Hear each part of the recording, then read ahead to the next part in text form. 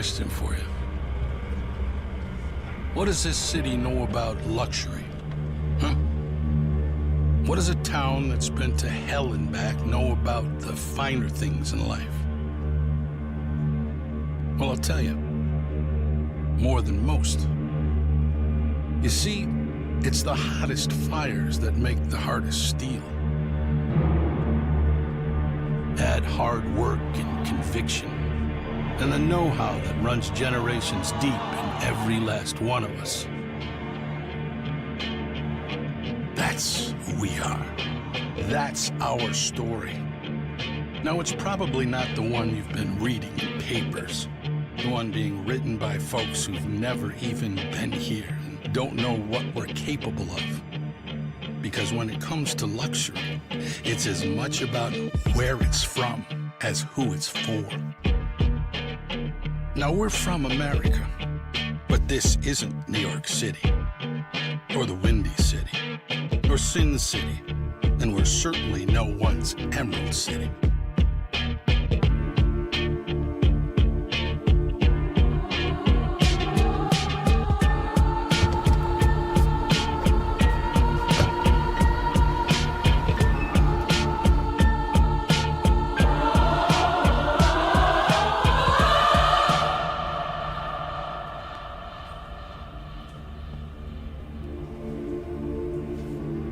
This is the Motor City, and this is what we do.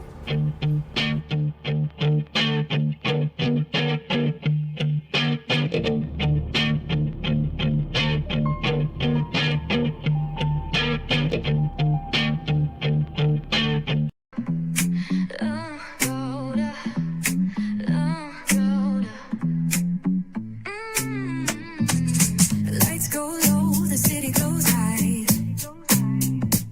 Stories untold under moonlit skies. Braylon got the vibe, got the flow for the culture. Yeah, you already know. Turn it up, lean back, feel the breeze. Late night truths drifting through the trees. It's for the culture, by the culture. Braylon got the soul to show ya. Breaking it down, lifting it higher. Feel the rhythm, spark the fire. Headlines flip with a soulful twist. Behind the scenes where the magic sits. It's the heartbeat of the now and the then, where the story starts and never ends. Tune in, lean and feel the groove. Every moment, a vibe you can't lose. It's for the culture, by the culture. Braylon got the soul to show you. Breaking it down, lifting it higher. Feel the rhythm, spark the fire.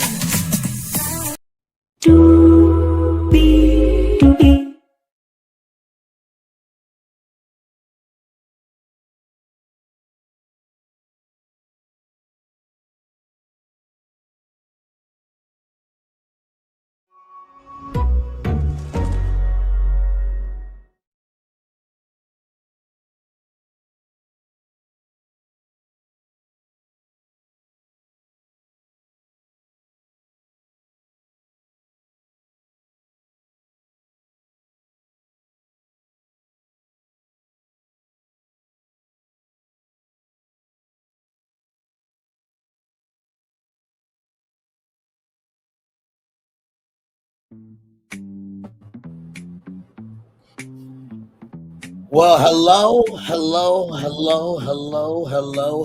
to you, and you, y'all. Higher is waiting, low is available, but either way, we gotta go on tour. Now, I'm gonna do something a little bit different here. I'm gonna play this song because we need to remember what this show is about, just a little bit of it, because I'm just gonna let you know right now, if you got any kids in the room, for their mental health, the space of what can be for them and how they are able to move forward, I need you, in the words of a song, move them, get them out the way, because it's grown folk time today. So here's the song. Damn it, roll. Because I know it took me some time to get to the place that you wanted me. to be. We were hoping for this PJ Morris. I know it was never you. I just needed to work on me. But you have to be willing to do it for your damn self first. I'm ready. These people are not ready. Oh, I'm ready. I'm ready to love. Come on, PJ Morris, tell us more, brother, please. Because we don't need to help. You're always on my mind. Nobody has Don't know what I was waiting for. That's great. I guess I still had some fear, but now there's no need to. This was beyond fear. This was purely stupid. Cause now I'm ready. I'm ready to love. Oh, I'm ready. Y'all can chime in if y'all want to do something wrong, but I'm playing this for a good damn time. Whoa, please. People search their whole life for what we have. Some people don't give a fuck about this For a love like this, there will end. None of this was lasting. Until the end of time. The time was not respected. So I cherish these moments like they're late. Well, these moments were the last of them. They go by so fast. They didn't even see the speed I'm happen. so happy that you're It's not mine. care being happy that you found somebody, damn it. I know it took me some time to get to the place that you wanted me to be. Apparently, there was no Now process I'm to talk about. I'm ready to love. Nobody was ready, but we thank you for that, PJ Moore. With that being said, welcome into the show, everybody. GGQ, what's good? Listen, the song, I love that song, okay? And what I'm about to say, I'm saying this, I'm being funny, but I'm also being serious in a way. But see how you was interrupting the song? It was a good song, and you like, this could actually be something good, but it kept getting interrupted. I feel like that's the shit Vince was doing with the relationship with Donnah. He kept doing shit to interrupt what could have been so lovely. And you know what? That was just a great introduction, honestly. That fits perfectly with what we have seen. And isn't it sad that everything that I was saying throughout that song had more truth than what happened in part one of this damn reunion? Listen, the most beautiful thing about that song is the song. That's about it. You know what I'm saying? This reunion was one for the books, and I really feel like part two might even be even better. You know what I'm saying? I don't know if nobody. I think the only person ready to love is Tommy. He's the only person, and I really never seen Tommy almost. Tommy's getting frustrated a little bit. I don't know if y'all really sensed that, like Mo BS type vibe. You know what I'm saying? Especially after you definitely seen it, especially with Vince. It's like, okay, this is how we're already starting out, but then it just continued on. And yeah, you definitely could see the frustration. That you're right. One for the books, though. One for the books. And for the books for sure. And like I said, y'all know normally I don't like interrupting good stuff like that, but I felt like we need the song as a mirror, and everything that I said within that was just to let y'all know watching right now on the replay, and for us up here, that we are not alone with each other. So I hope that everything I said throughout that song, no disrespect to PJ Moore, but hopefully that reached you to let you know, okay, you clocked in, and your brain is not feeling, the terror of what the fuck. You're not alone here. So I hope what I said throughout that song helps y'all, because all those thoughts I said what I meant what I said. Because what the fuck was this shit? Listen, let me just say that. Oh God, the plants in the pot had a stronger connection than everyone on that stage. The same set design had a stronger love connection. I'm crying, laughing. She said the pots got a better. Yes, yes. I'm crying. I'm Like, crying. That was crazy. No it's lie told crazy what though. we seen. Okay. Now, before we even start, we already gave the disclaimer. This is for mature audiences only because listen, y'all who have been following us and have been rocking with us throughout the season, y'all know personally, I have not liked Vince. It has At all. taken me some time to be like, oh, you know what? I'm going to give him a chance. And this is why I didn't like him. Okay. Y'all see why I had such a strong sentiment towards him. Like, the disdain, not in disdain. I don't even, it was frustration. I could see it. He's full of shit. And it just rolled out. But let's go ahead and get going with this because I feel like this is definitely going to be a good one.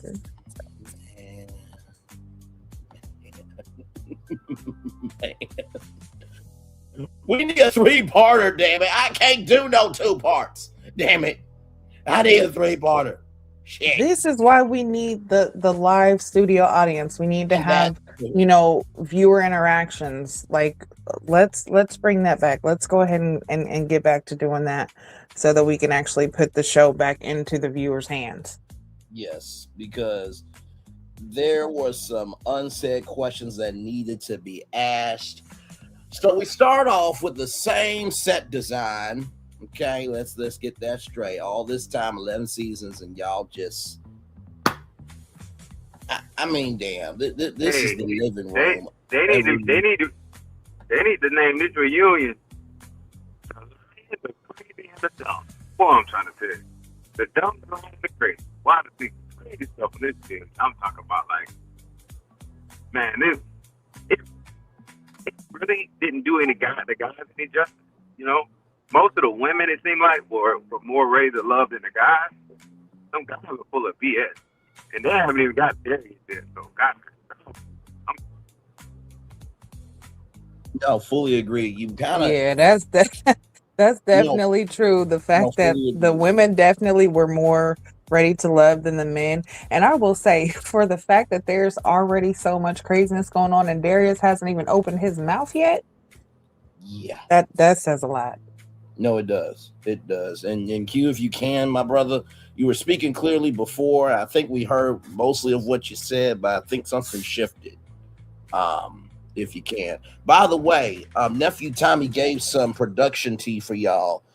Production takes about 12 weeks, which comes out to 2.7 months. So what I did was I went to my calendar, and y'all know me being the media nerd that I am, along with Gigi, I decided to just take the 12 months. So basically from May 10th through the 16th, all the way to July 26th to August 1st is 12 weeks. So May, June, July, so 3 months that they do this show. That is pretty typical. I know The Bachelor usually tapes about 7 to 8 weeks. So basically 4 extra weeks on. So that is just a pro tip for everybody, just in case you ever are wondering like how long, what's the minutia of this. So opens up on that, and nephew Tommy says the flyest group ever. I feel nephew Tommy, in the words of Michael Jordan, took this personally when he saw this happening. Like, maybe I should not have said the flyest group ever, because what the flying fuck? Okay. Diamond is not there, but she wanted to be there, and she has some things going on. So much love, prayers, and much love, grace, and space, rather, Diamond. Mixing and mingling to happen throughout the night. And y'all, we get into it with this couple, this former couple. Child, okay, I'm gonna try to get through this. Try to get through this. I said to Gigi before that, most of the time I'm usually the host of the show, but today I feel like I'm going to be really just a commenter today because the heat, the intensity, and the no fucks given energy I have for this motherfucking piece of shit bastard is to no end. Let's get into it. So Vince's quirkiness and Donna's beauty was everything, and they were laughing at all the moments. And Donnah said, "Y'all who?"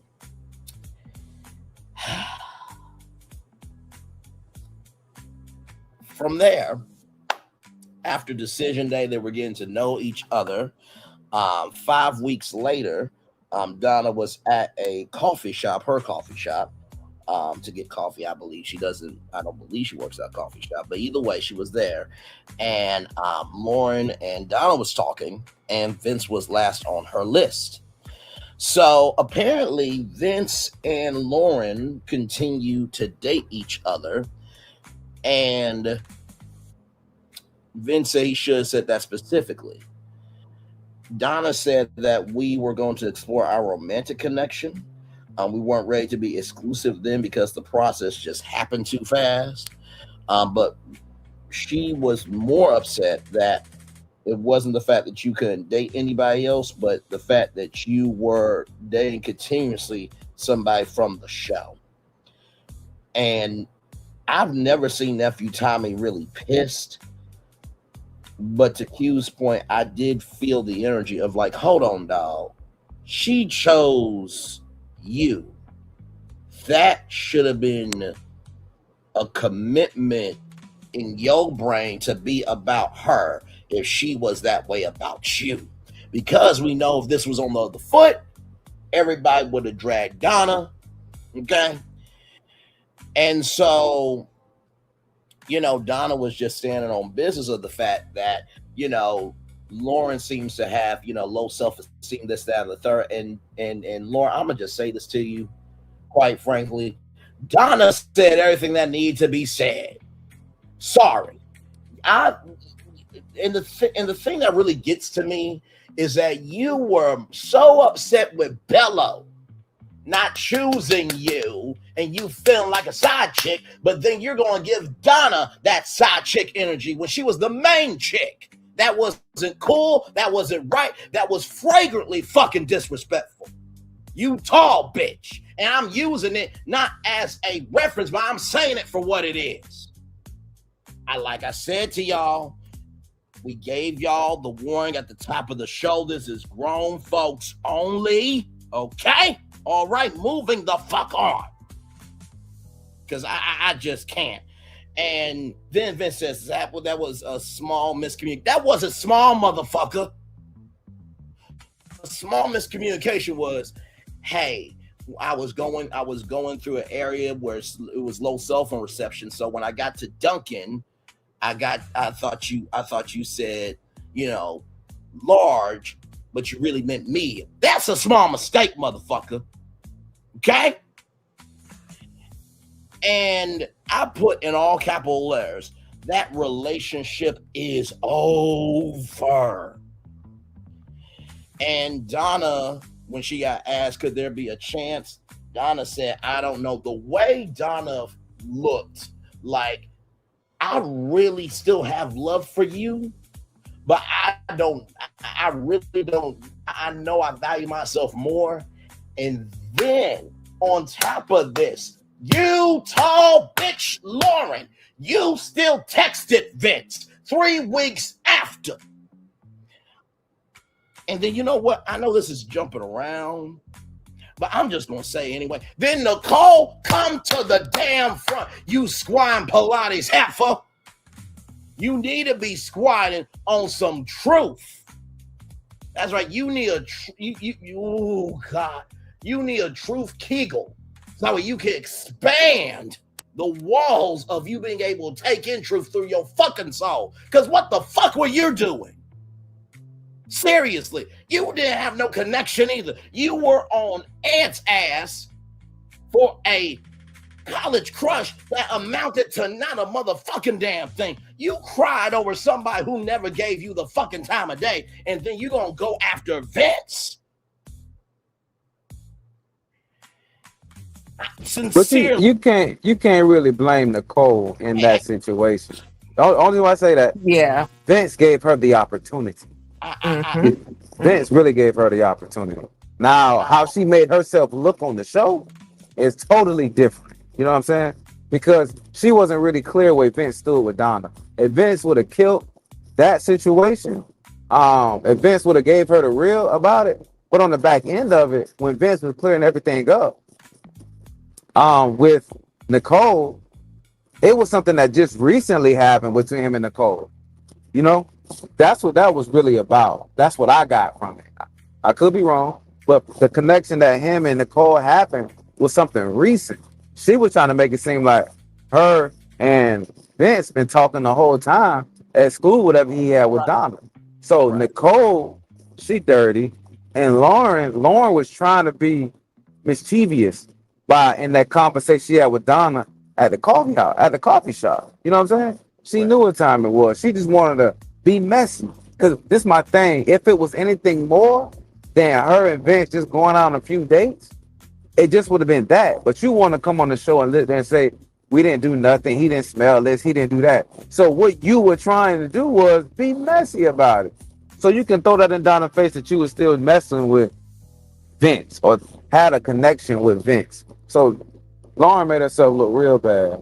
She did. And Q, I appreciate where you're coming from with Nicole, but I gotta give Nicole that smoke. I have to, because for her to say I did not even know of the fact that Donnah and Vince had, connection afterward. No, if you are in the process, right, let it play all the way out. Because I felt like that was a cop out, because she was like, because when Nephew Tommy asked did anything hit up, and she was like maybe, and she said as high as it got. That's why I'm going after her. For Q. See, okay, now listen. Now I'm gonna have to come in and also, I'm siding with both of you, and this is why. Okay, because one, at first, I was like, oh, it's not necessarily Nicole's fault. But then again, it is, because it's like, okay, you're kind of acting like you're oblivious to the fact. And then again, it's the fact that Vince's communication, he was not communicating honestly with any of the women, I don't believe. So that's why I'm like, okay, Nicole, maybe not so much it being your fault. Now, when it became her fault, and when it became like, okay, now you just really don't give a fuck, is after it all came out. After she knew that he was with Donnah, after he said if, things could happen with Donnah, and Donnah said, she didn't know where they were going to be. When it came out and you said basically, I don't care who you're dating, just let me know where I stand. And he didn't even give her a definite, he was just like, things haven't changed with us. And she was so excited because just that.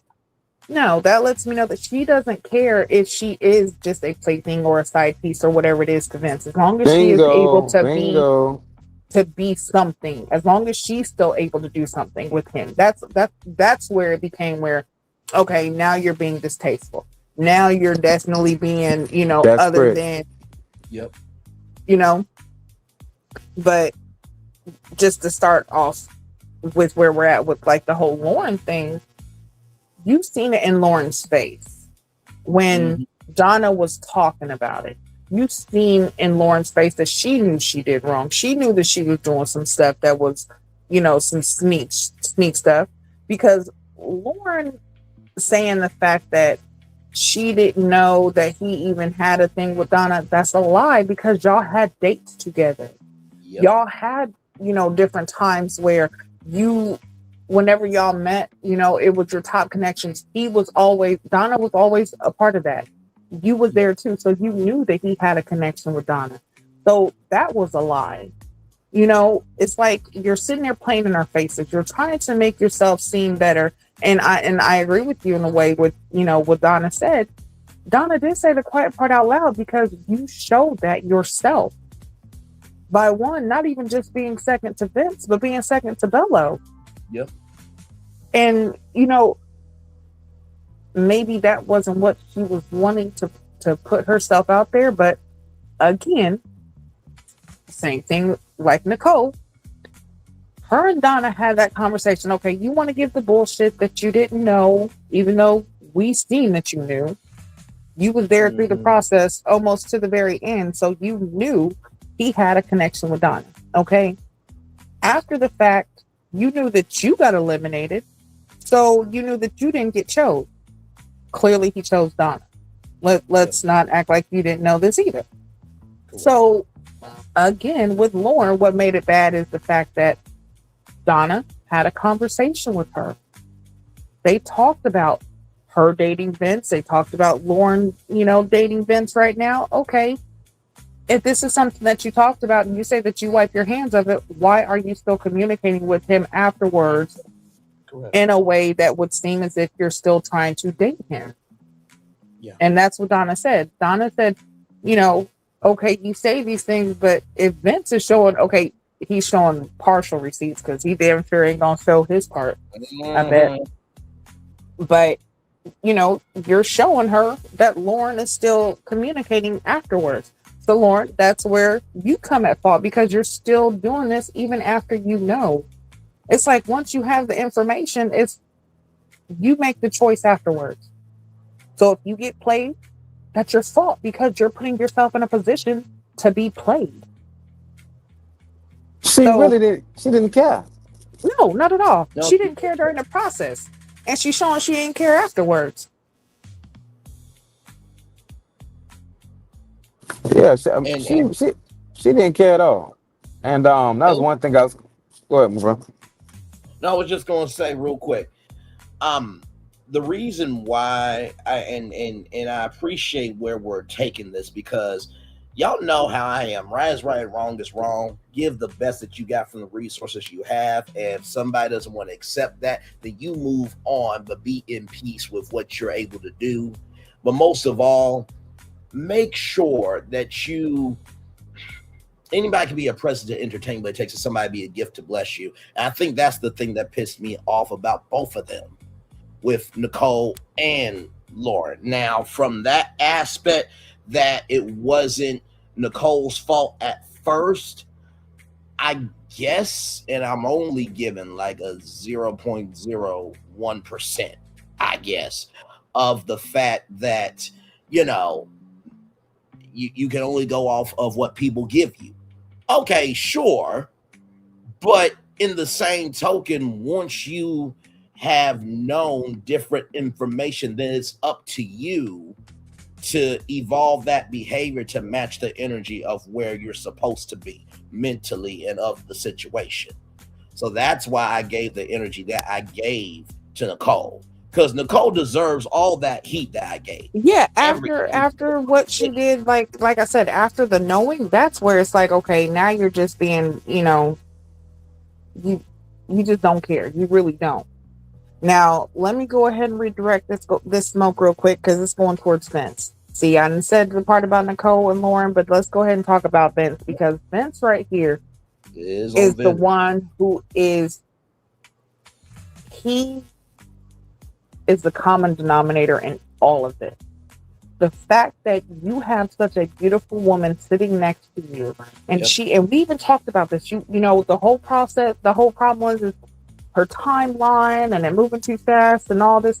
She slowed herself down for him. She, just like nephew Tommy said, she chose him, and she thought that he was choosing her. And the fact that he was the first one to ask her, hey, if you can, organically just flow with the process, and that's just, organically date, then I choose you. And saying that to someone, that means regardless of if you're exclusive or not, that means you are giving them the opportunity to be a part of your space, and you are taking that chance too. Now, if it's going to be where, okay, well, we're dating, but we're also dating other people, then y'all not dating. That's not dating to me. I'm sorry, I'm old school. Like that's not dating. Like, that's just y'all, getting to know each other. That's what you call it. Oh, we're just getting to know each other. Don't put dating on there. Right. And the fact that is what happened. And then he gives this lame ass excuse of, oh, well, I thought that in the process, me choosing her meant that we were going to continue on dating, or the process. Duh. But that didn't mean that you was going to continue on the process with other people. And if you were, you should have said that to her. Now, I don't want to jump the gun to, the whole point with Nicole, but there's a lot of things that came out with the timeline, which showed that there is some interminglings. Yep. There was some times where some overlappings happened, and he's tried to. This is what pissed me off. Now, we start here the first 5-10 minutes, right? And they're laughing. We already got this whole thing about Lauren out, right? Right after this, they go to the confession booth. They sit and they talk. She's looking at him in his face. She's having a mature conversation. They're trying to have an understanding. In the conversation as well. Right. And even nephew Tommy said, don't you think you should, give her an apology? Oh, I've given her 1,000 of apologies, and I should have did this and I should have did that. Okay, well, if you knew that, why would you continue on with Nicole? Or why would you even have, if you knew that Lauren would have been an issue, why didn't you say, okay, well, listen, before it comes out, I'm also dating Nicole too. Give Donnah the choice to say, okay, well, I don't want to deal with you because, one, you have a lot on your plate. Because one, you're spreading yourself very thin. That's a lot. Yep. I understand doing that, when you're younger or when you're just really not sure. But after this point, this process, you guys have been on national TV, like you guys have actually been through a process of elimination. Yes. Literally, you went through a process of elimination to end up with each other, only for you to still be manipulative and still be dating within the process, even afterwards. And also, too, let me add. And also, too, it's just disgusting. Let me add this to your beautiful point, Gigi. I don't believe in spreading yourself for people who don't spread themselves for you. And Donnah spread herself consistently for Vince throughout the whole thing. Lauren and Nicole, they did not have a connection with Vince, and Vince, motherfucking damn well you didn't have no connection for them. So why spread yourself with people who did not spread themselves for you in terms of connection? I mean, y'all let me know. Right. Why show, throughout the process, you had a problem, with Lauren. You guys really didn't connect much. You had an issue with her friends, even though you apologized about the whole bitch thing. She even doubled down when it came to her friends being right about you answering the question. Like, even though you answered it, and they were definitely trying to be some type of way towards you. You guys didn't have a connection. If you did, you would have chosen each other. You would have shown more, Yeah. But there was none of that. So why is it that after he chooses someone else, after he shows, and after we, you know what? I'm not even going to say he chose someone else. After he was chosen by a beautiful soul like Donnah. Child. And this is what you do. You have sabotaged something so beautiful with a woman that you yourself chose for someone you yourself eliminated. And not just one, but two? Make this make sense to me. I mean, honestly, I don't understand. I'm with you. And listen, bro, you went from Donnah to Nicole and Lauren. I am ashamed. I'm beside myself, and I am so beyond disgusted with your behavior. You don't deserve no black Dassy, black Parksy, black imagination, because you made a motherfucking decision. Me and Gigi were talking before the show. And I said, you know what? There's a lot of times where I give a lot of, actually, really 10 times out of 10, I give a lot of love, grace, and space. But today, I ain't got that today for nobody on this show, except for the people who fucking deserve it. Because honestly, bro, you had a whole wifey. I was ready to see the spinoff. I gave y'all the opening. I gave y'all the tagline. She's the Rom, you the Calm. Friday nights at 8, 7 Central. Only here. Hashtag on keeping it real. Fuck the damn spinoff at this point.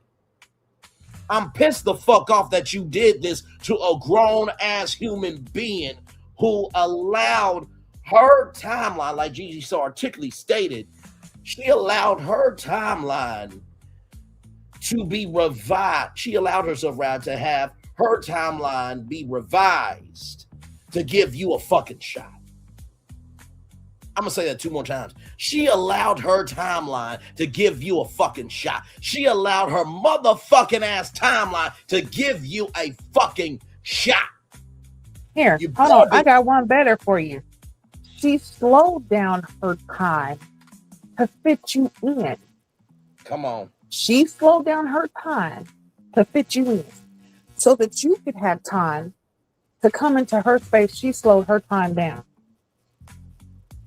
She gave everything that was expected of her and more to someone who just, you know what? I don't even know what words to say. And we've said this, listen, Donnah, Vince, anybody from the show, if you guys want to come up, you ever want to come on the show, you ever, anything, say your piece. Because at this point, Donnah, you dodged the bullet, honey, because not only after seeing how he was with Lauren, but then, you know, of course, the whole Nicole thing, which just blew everything out the water, and the after effects of each one. I don't want to jump the gun, but I just want to go in order. So right now, Vince and Donnah, the whole thing with Lauren, we just talked about that confession booth.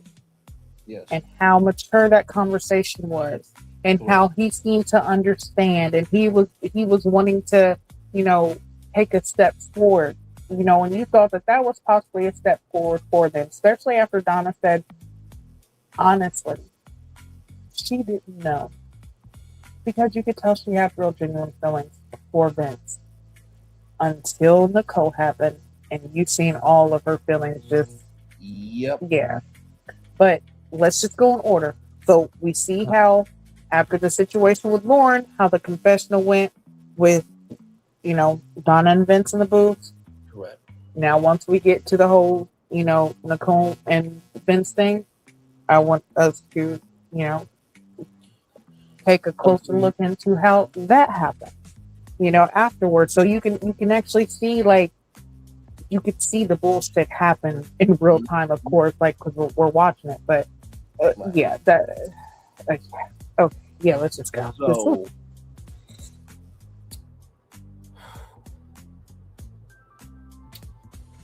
this is why we're family up here. Because I'm usually very calm, cool, and collected. But even Gigi said, Bray, listen, people may not forgive me for what I'm about to say, but also, too, I'm feeling the same way. The great thing about our family up here is not only do we have enough room for love, grace, and space, but we hold each other up in that. And within this commentary, this does not mean we hate everybody on the cast. But we are given the energy of, if any of the four of us did this, or anybody we knew in real life did this shit, we would have the same energy.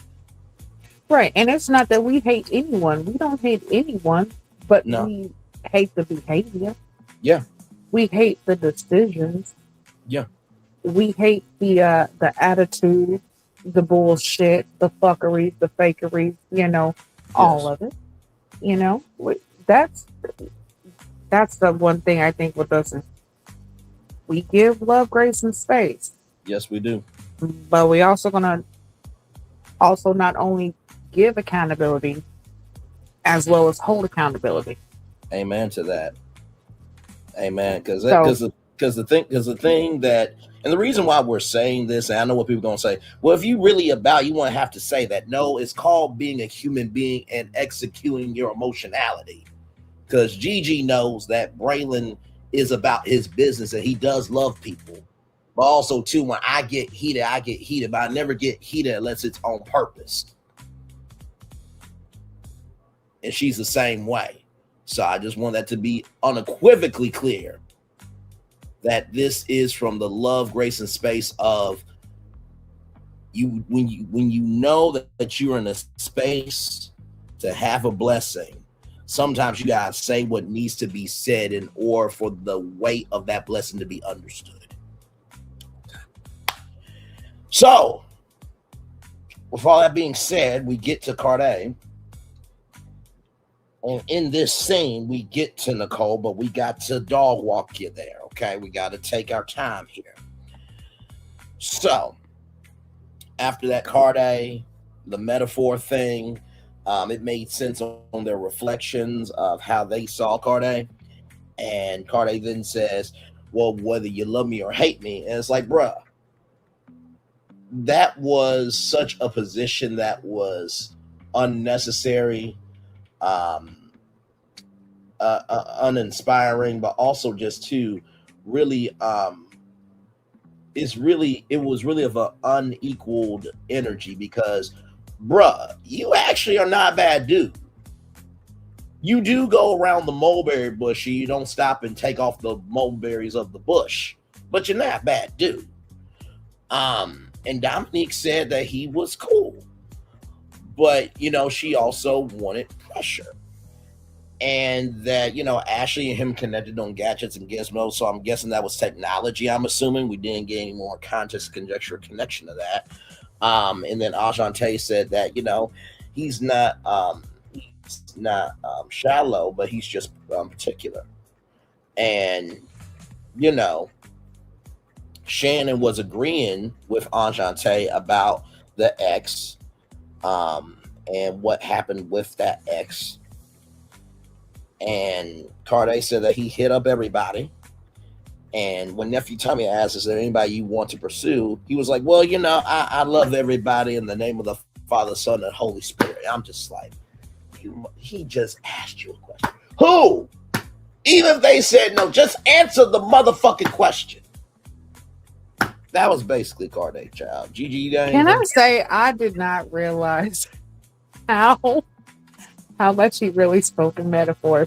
And I don't know how I missed the point where he said, I am a metaphor. And it was like, oh, Carter. It all makes sense now. Okay. All right. Listen, I don't know. My strain might have been a little bit high that day, but I was like, it just wasn't connecting. And then today I was like, I get it now. You don't know how to actually say what you need. Like, listen, it's okay. It's understandable that sometimes, you know, what you want to say doesn't come out right, or you feel that expressing yourself in a way that draws a story. I don't know. But damn it, Cardi. And Nephew Tommy, let me tell you, Nephew Tommy, for him to say, you're doing it right now. You're doing it again. And you hear the box. It's happening in real time. Listen, I felt like he wasn't Nephew Tommy. I felt like he was Dad Tommy. But boy, yeah. But listen, that also gave me insight also into a little bit of why it might have been so hard for him to take up for the ladies with his ex, because he does not know how to express himself in certain ways. Correct. Now, Vince, I don't like you, but for him to say, hey, it wasn't hard for you to grab that ass. I will. You got that one. That was a good one. That was on Other point. than that, shut up. Go sit down in Yep. the corner somewhere. Nope. But Definitely. but And yeah, honestly, he had one other moment, too, a little bit later on, but that's neither here nor there. yeah, But that's the neither moment here he nor there. had, that was it. And I will say this too. You know what that reminded me of, Gigi? I don't run from danger. I am the danger. Damn danger.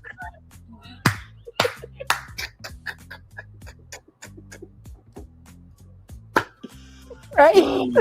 No.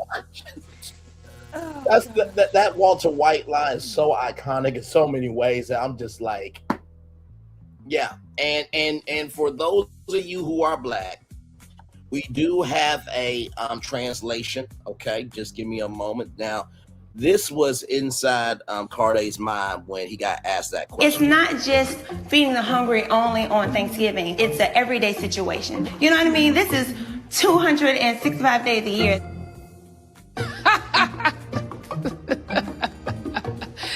That is funny. 265 days? Where the hell that bitch live at? It's not.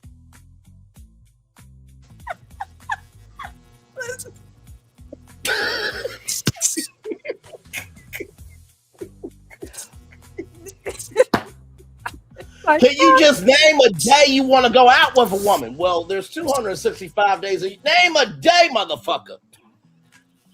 Listen,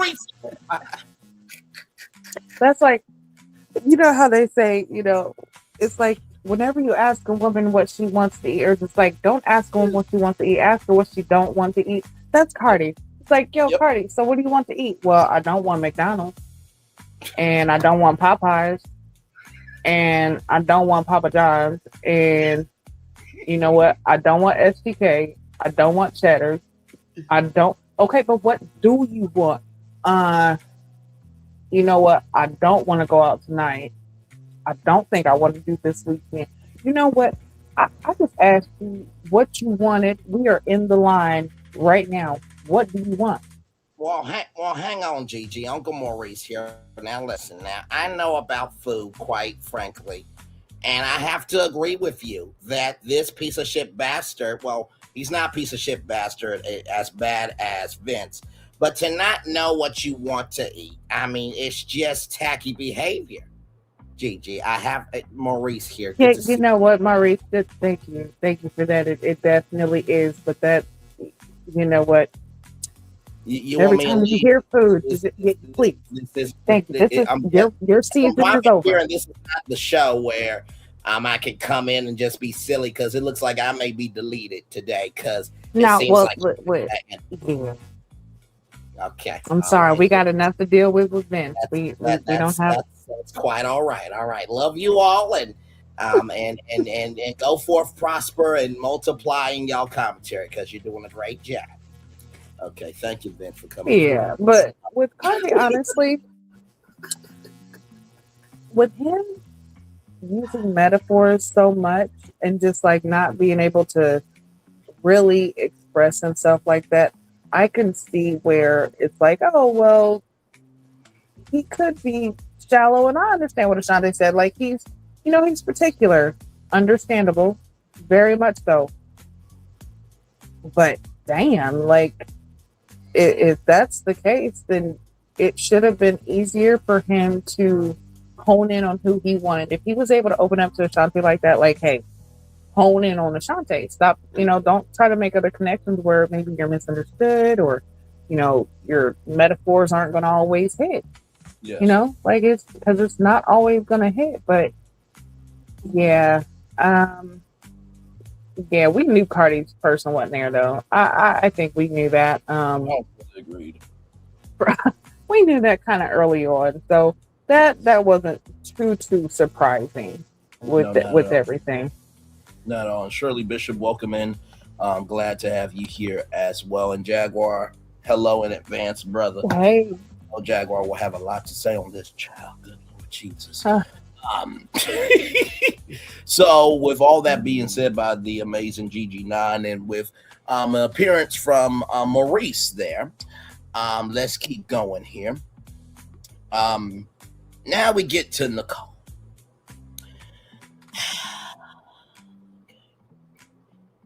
I did get all my energy out about Nicole in the beginning, so I should be able to get through this fine. Nicole, first college crush on Ready to Love in history. Whoop-de motherfucking do. Ashley then says that I'm guessing y'all were in each other's faces all the time, and Nicole felt away. Nicole, Ashley wasn't even trying to shade you. No, go ahead, Gigi. Hold on. I was gonna say let's go ahead and give full context because, and I'm sorry, you know, this right here just You're good. One. It's that type. This was an issue. This was the issue from the beginning with her is the fact that one, we knew Ed didn't like your ass. Okay. Yep.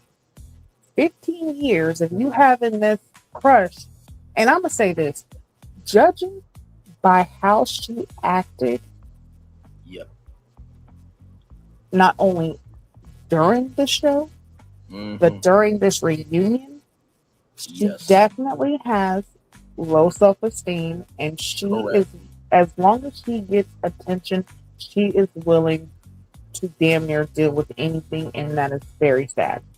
But the fact that, you know, it came that you know,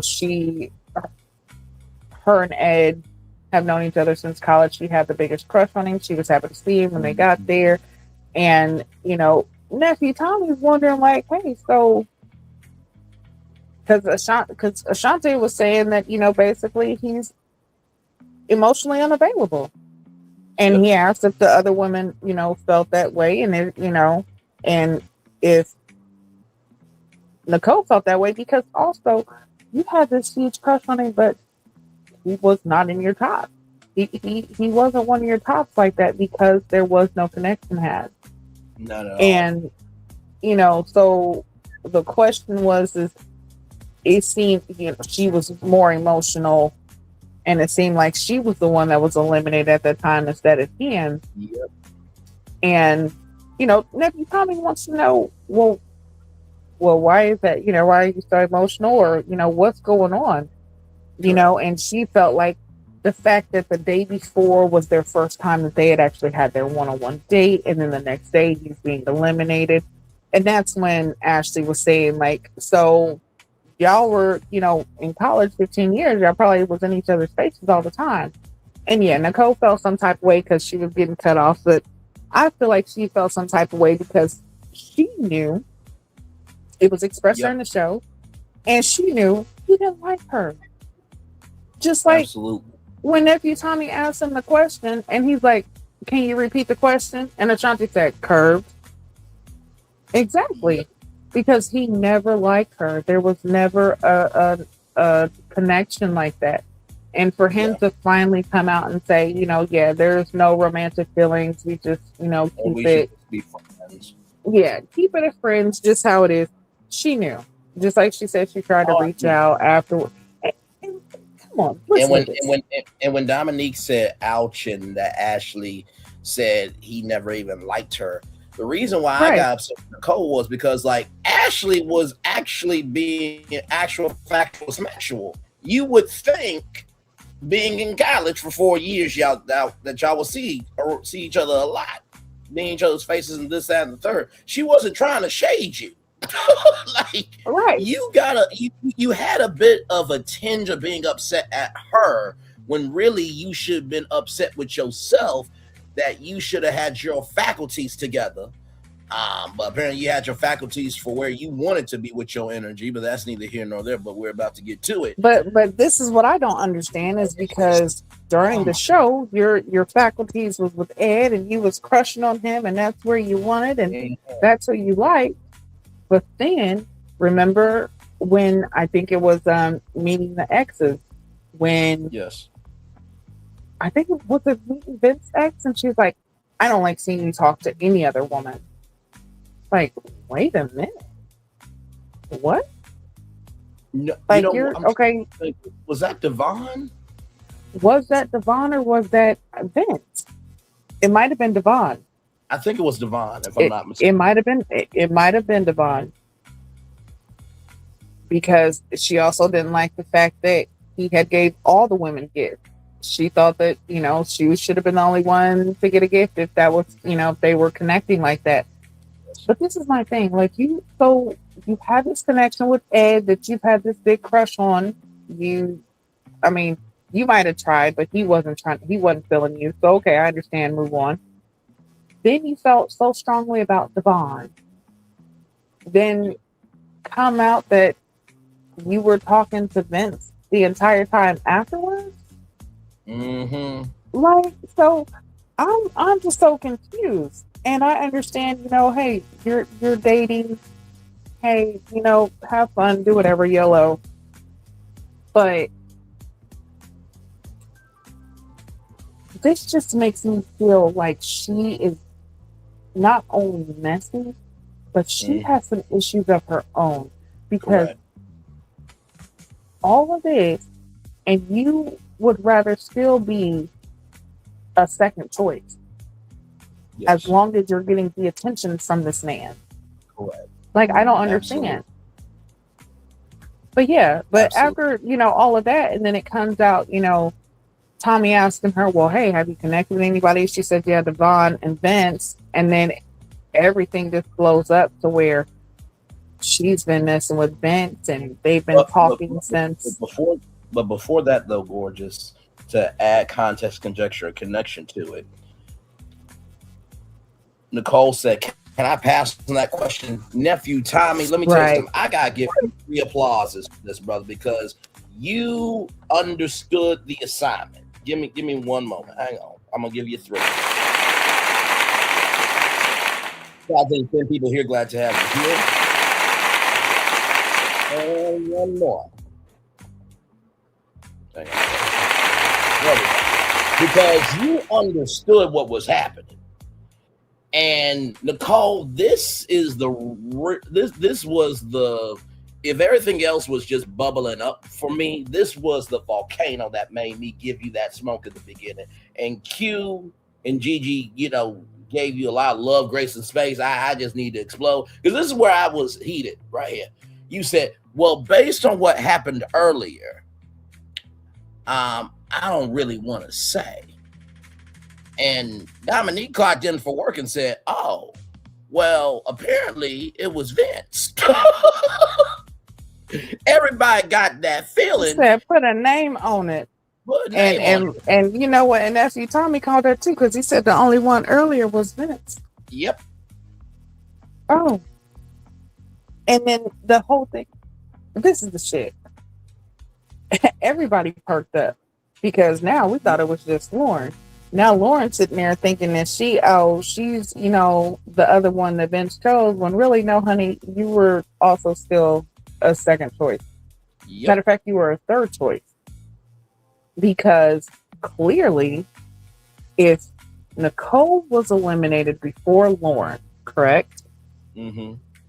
And Nicole said out of her mouth that after she got eliminated, she texted Vince, they were texting, and she asked if he wanted to continue dating or if he wanted to wait until after the process, and he said he wanted to continue to date her, right?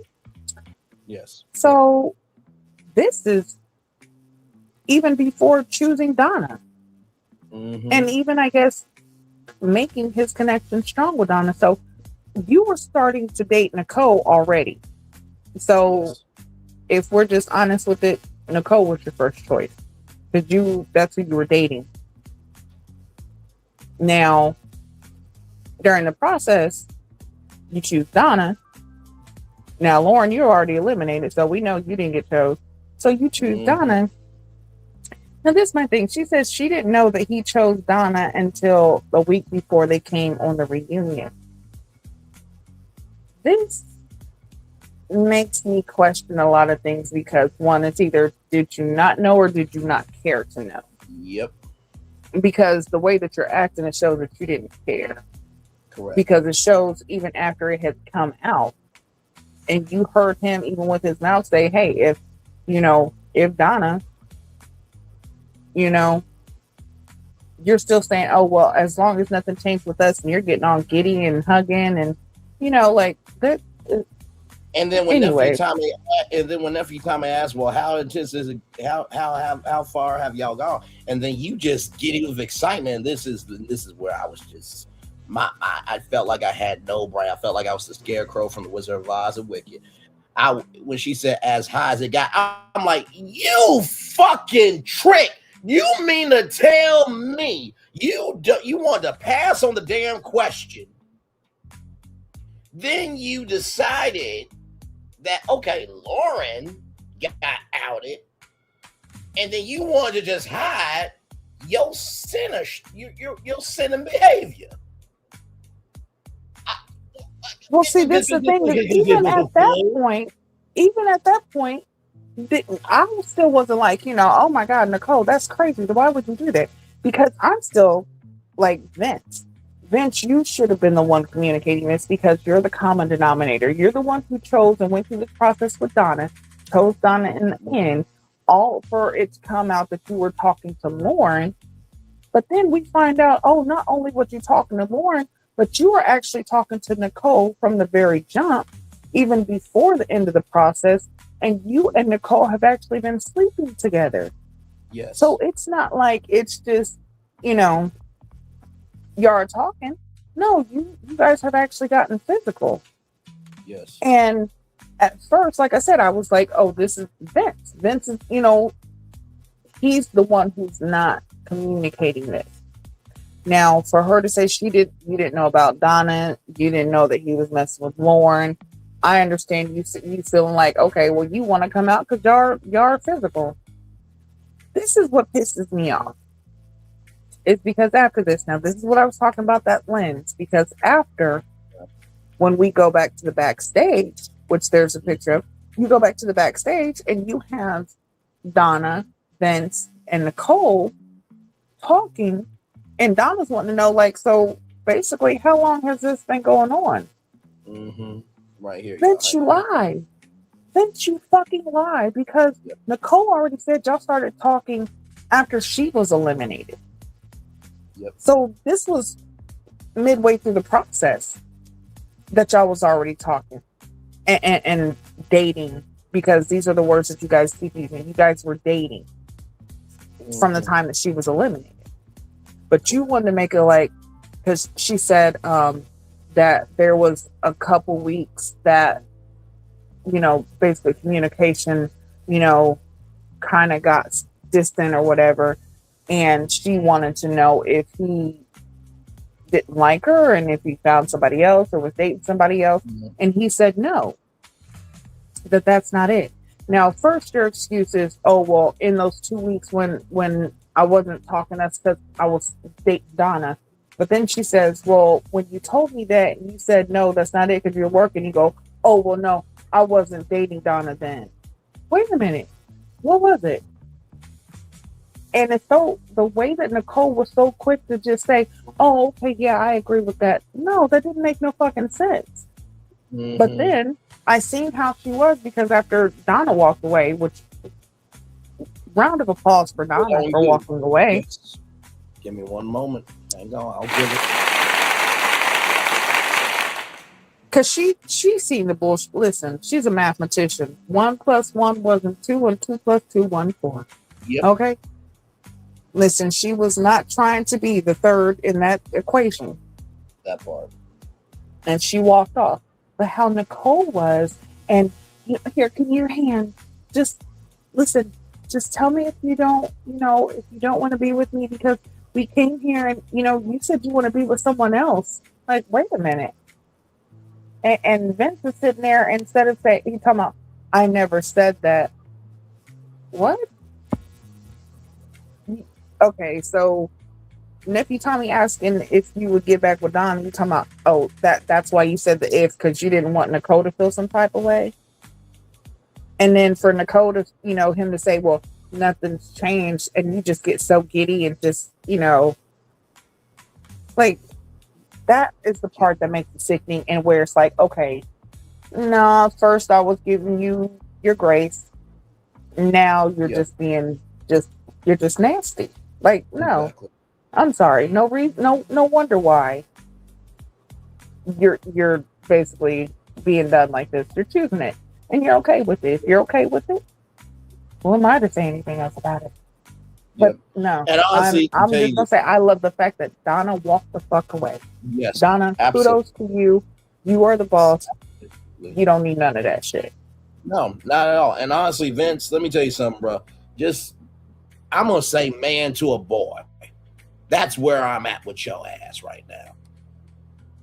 I would have not given a fuck about Nicole. I would have given a fuck about Lauren. I'm gonna go get what I was supposed to deserve for myself, but I fucked it up. That's where your priority should have fucking been.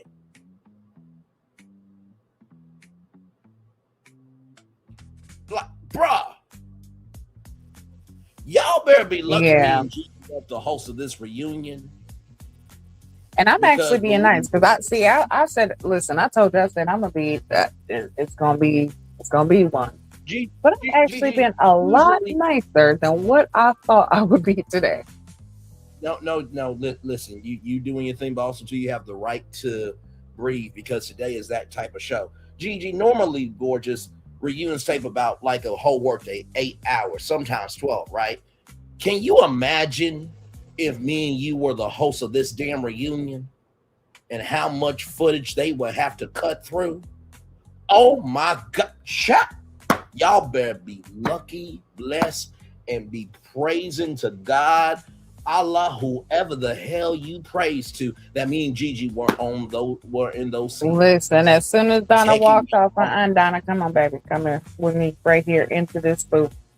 Let me know what you are thinking right now. Why you doing that? I'm reaming out Vince. and you know something? Make sure everybody good, cause her rushing up to hug him like that and him saying, oh, you gonna get your makeup on me, and him walking off, that was his excuse to try to go run after Donnah. No, leave Donnah alone.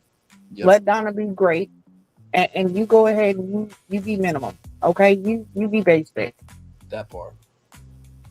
Because the way you're stepping in, and this is what I don't understand. You have a daughter, and your daughter is seeing this. Are you telling her that it's okay?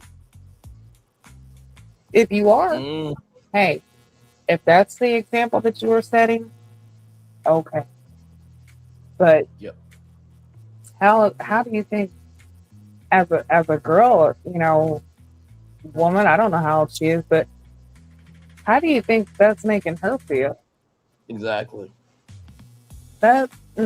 If she don't come to you for no advice, you can't be surprised on why. Sorry. And you know what? Listen, Ed, I'm gonna tell you right now, you dodged it. I understand.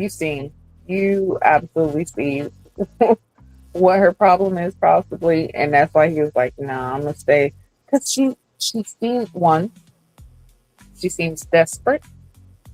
She's very she seems like she's, what is the word? Like, she gets attached real easily and possessive. Not codependent. No, it's stronger than codependent. It's a stronger word for that. It's like, that's like 100 proof.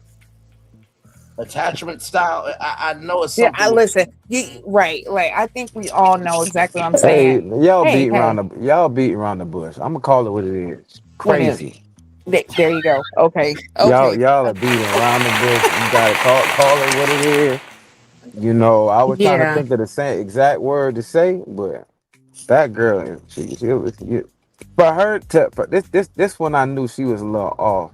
When she sat up there and was talking about, I forgot the other guy's name. Who's supposed to have a crush with him. The one she had a crush with in college. Ed. Ed. She got kind of, you can see that she still had feelings for Ed right then and there, right? Then you come back and act like you got so much feelings for Short. I'm just like, oh yeah, she ain't got it all. She ain't got it all. No. Bless her heart. Yeah, it's whoever gives her the attention that she wants at that time. Because I'd even said, remember when she went on that date with Devon and they met his ex, and she was like, I don't like it when you talk to any other woman. It was like, dang, like, Y'all I aren't kind of, even dating. Gigi, when she said that, I thought that was kind of cute. You know what I'm saying? Like, okay, cool.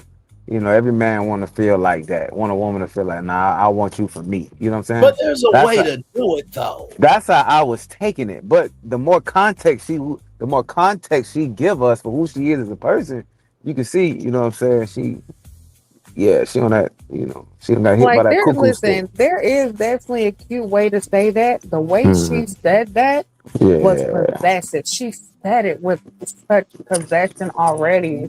Mm. Like, I don't like seeing you talk to any other woman. It's like, wait a minute, y'all barely even y'all even had a one-on-one date? Like, Yeah. you're Yeah. you're trying to, exert possession over someone that you're not even connected with like that. Like, Correct. and And like I said, the way that she was backstage, where Vince just feeds her some bullshit, and she's mhm. she wants to hug him, and I'm sorry, guys, I'm sorry, I just like, okay, yeah, and girl, before you got back in, I said, usually, and I said this to Gigi and our family, I said, usually reunions last 8 to 12 hours. Can you Mhm. imagine the staff, the crew, and the control room, the editors, and the production companies, and how much cutting room floor footage they would have had to cut out of me and Gigi? Because Gigi said, I'm going to take care of Donnah. I said, listen, I'm going to ream out Vince and go back on the set, make sure everybody good. This would have been a whole child. Y'all might have gotten a 5-part reunion with me and Gigi hosting this motherfucker, because nobody would have been safe at all. My thing about it is the content. You know what I'm saying? It's only a few people that you got enough content on.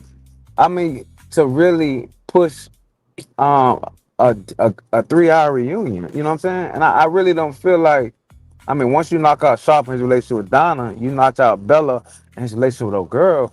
Who else is there really to talk about? I mean, of course you got we had Darius and Ashley. Carpet Man, you know what I'm saying? Carpet Man and Ashley, you know, of course you got that, but I mean, what else is next? You see when they actually played a game. I mean, they did it last season as well. They Yeah, actually, had to play a game for some filler to extend the episode. right. You talked about Cardi. I wish Cardi would have gave more. Cardi blew me. He had a chance to shoot his shot at who and whoever, and he didn't even Yeah, go to the gym. He didn't even walk in the gym, man. You know what I'm saying? He didn't even go in the gym. Sometimes that one thing I'm learning. You know what I'm saying? I've learned, if you wanna if you want to shoot your shot, shoot it. If they knock it down, they knock it down. But you're still better for it. You know what I'm saying? And I feel like Cardi want to sit there and play it safe. You know what I'm saying? No, that's the part that blew me. Cardi said, "I've talked to all the girls since we left the process." I'm like, for what? That didn't make no sense to me at all. Yes, I've been in contact with. I've talked to all of the women. I'm like, okay, so what are you just there for? Ready for friendships? You know what I'm saying? I don't know. I don't know what he's there for. You know what I'm saying? Listen, with Cardi, life is how Cardi makes it, because Cardi is a life that's worth living, because Cardi just, when it comes to the women, Cardi just, I'm sorry, I can't. His metaphors, he just has too many of them. They just go on and on. I just, and that's what I was saying. That's like, I see. One, I didn't realize how many metaphors he actually uses. But I'm like, Cardi, you have nothing like there. That's why he was gone, and that's why during that process, I think it was when the guys were meeting Dom's friends or whatever. I was like, yeah, Cardi just wasn't there. Like, Nah, Cardi he fell off. was. Cardi was gone, and you've seen it. Ashley might Like, have said it right. She might have said it right. My fault. Not to cut you off, too. no, go ahead. Ashley might have said it right. He might don't have any depth to him. It might just be party Cardi. You know what I mean? That might just be who he is. You know what I'm saying? Unless he just haven't explored himself that much yet. You know what I'm saying? But I know one thing he know how to do is grab tail. That took a know how to grab some tail, man. That took Listen, a Vince know how know to how to grab do the it too. tail. Listen, Vince, Oh, oh. Vince clearly can do it too. Yeah, I see that. I see that. that was not sharp behavior. Not at all. That was dull. And So my thing about Vince was I feel y'all probably not agree more when I say this, but I felt like Vince was trying to handle everything in a way to give everybody uh, in different parts of outside of the process their due diligence. Like he was trying to, keep faith with Donna, but at the exact same time, be open to date Lauren. But I don't know the depth of him and Lauren situation. You know what ain't I'm saying? got nothing going on. But follow what I'm saying. Now, how in this process, when you get out of the process, the way you handle things is if things didn't work out with Donna, now let me go see what's going on with Lauren. You know what I'm saying? You shouldn't be trying to get to know Lauren and Donna at the same time, knowing, you know what I'm saying, how it will look and the respect you should have had for Donna. You know what I'm saying? Then when Lululemon came out of nowhere, you know what I'm saying? The other two girls, they were out the picture. You know what I'm saying? So what he should have did was just start with Lauren and Donna and said, I'm done dating women within this process, knowing we got to go to the reunion. You know what I'm saying? So Oh, you mean Lauren and Nicole? yes, Lauren and Nicole. Yes. I'm not even going to go down that rabbit hole, you know what I'm saying? Because if I really wanted to still have a chance with Donna, if that was available, you knew you was gonna see Donna again at the reunion. So, you know what I'm saying? Why not just, conduct yourself in a way that the opportunity presents itself again? You have a clean slate, you know what I'm saying, to start with. But after you done got doggone put on a whole Jerry Springer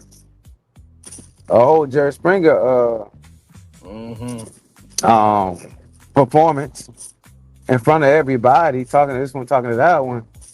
And another thing about it is um when Donna thought what she was getting out of Vince was she thought nobody else was dealing with him. You know what I'm saying? So she was like, okay, I can feel like this is my person because me and him are locked in. You know what I'm saying? But he want to show his face here, show his face there, show his face at this person, that one, and then can't shut up because he's talking the whole time.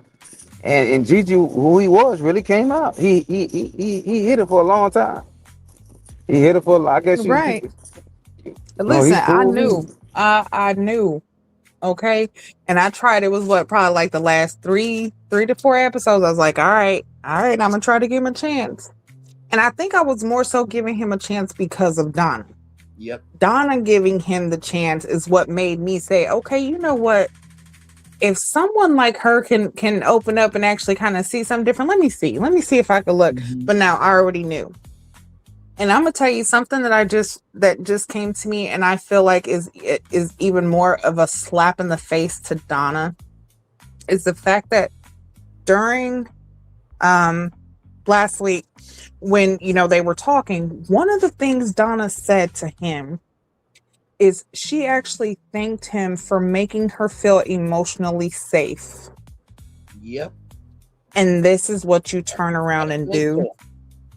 And mental as well, child. And mental, exactly. And you turn around and do this. That right there was a huge slap in the face. Yep. Absolutely. Now, one thing about the process, after taking the process for what it is for 12 weeks, 8, however long it is, No, then trying to okay, 12.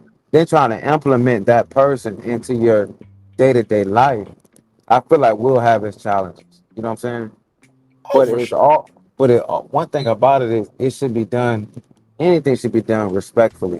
You know what I'm saying? Yes. So a lot of times, some of them are finding out they're not ready to love on the process, and they get out of the process and they're ready to love.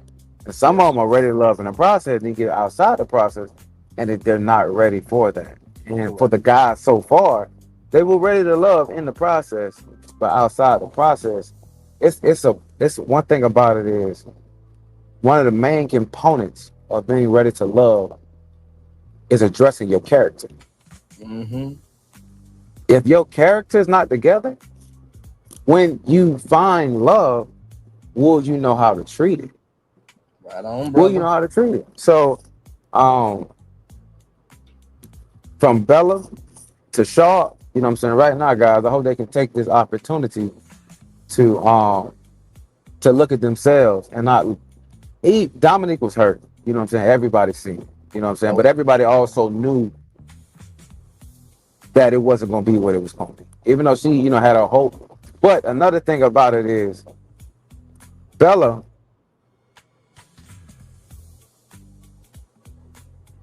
you came to this conclusion all of a sudden that Dominique's not for me. You've been had that idea in your head. You've been had that idea in your head. You know what I'm saying?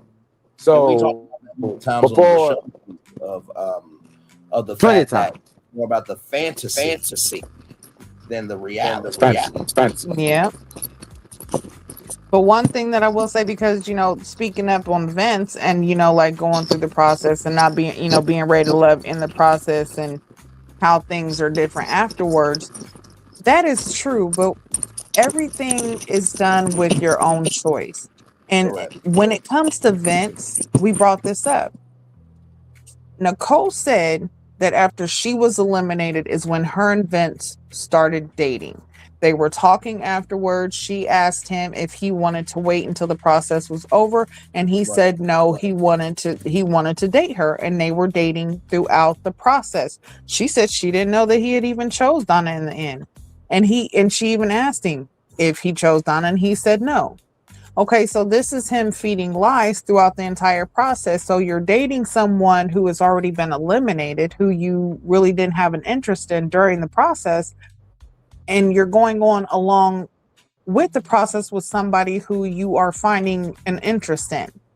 Someone who at first you said their timeline was such a problem and you didn't know, didn't know if this was going to be a deal breaker or not, but you guys were able to manage that. And for that to happen, for it to still be where, okay, well, after the show, it definitely is different managing once the cameras are gone. But that's the whole point of communicating outside of the cameras. When the camera's off, once you're not filming, that's the whole point of getting to know each other outside of filming, so that you have that time to know more than just filming. Because sometimes you're tired. You don't want to talk to the people that's there. You might have had a bad day, long work week, you know what I'm saying? Or anything could have happened. Or the person that you're really trying to connect with, you aren't filming with that day. So you might not see that person until the very end of the week. Correct. So it is your job to make those connections outside of the show and when cameras are off. And that's what it seemed like Vince was definitely doing. And that's what a lot of them do. They make those connections outside of the show with other people and still play the game while cameras are rolling. Right. And that's exactly what we just seen. Mm-hmm. And plus, not only that, to tell you the truth, like you saw articulately stated, you took my point, elevated, as you often do. But with Donnah, to me, from what we've seen, it does not seem to me that she would not be open to hearing Vince out at all about anything. And that's another thing that hurts, is that the space that they have, it seemed like if you were reasonable, understanding, considerate to Donnah, she is open-minded to just about anything within reason. And I think that's the foundation of all this. The fact that, like you saw Tricky say, she slowed down her timeline to fit you in it, and she was still willing to be open-minded to potentially fix something that you caused. It's just like, bruh, like in the words of Karen Huger, we can only judge what you give us, and bruh. Yeah, but he's also still trying to make, not to cut you off, but he's still trying to make like connections with Donnah, as we've seen, like just like I said, okay, so at the very beginning with him and Lauren, the whole situation with him and Lauren, him and Donnah was in that confession booth sitting next to each other. They were close, they were communicating, there was, conversations. I think they were actually even touching, possibly. I don't know, but I know that they were actually sitting close to each other, looking at each other, in their faces. And it seemed as though he was trying to do the right thing.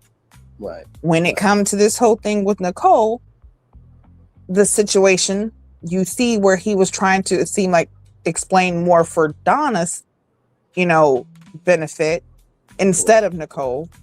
Because Nicole, he wasn't giving her any type of answer, but as long as she felt like they were still going to be sleeping together, that's all she cared about. Yep. And that's why she said, I know you're dating other people, and that's fine. If you don't want to, date me or be with me, then just let me know. And he said, nothing has changed between us. And that's all she had to hear. So, but you see, it seemed like he was more so like, even with the connection, she's holding her hand out, trying to touch him. He's really not trying to touch her. She ran up to him and grabbed him. He's not doing that connection with Nicole like he does still have with Donnah. But the fact that he does not deserve Donnah. No, he does not. No, he does not. But he's still trying to make things right so that he still has that opening just in case. Right. Like I said, he should have went after Donnah. Fuck Nicole. Fuck Lauren. I'm gonna go get what I was supposed to have for myself, but I fucked it up. Right. That was the excuse he used with, oh, you're getting makeup on me, and he tried to leave out real quick. That was him trying to chase Donnah. That, in my opinion. He was trying to hurry up. Nicole grabbed onto him too quick and kind of kept him there longer than what he wanted to be. And he had to hurry up and get away. So the excuse was, you're going to get makeup on me. And he hurried up and walked off. Because he's still trying to chase Donnah, but he's still making decisions that are showing that that's not what you want. But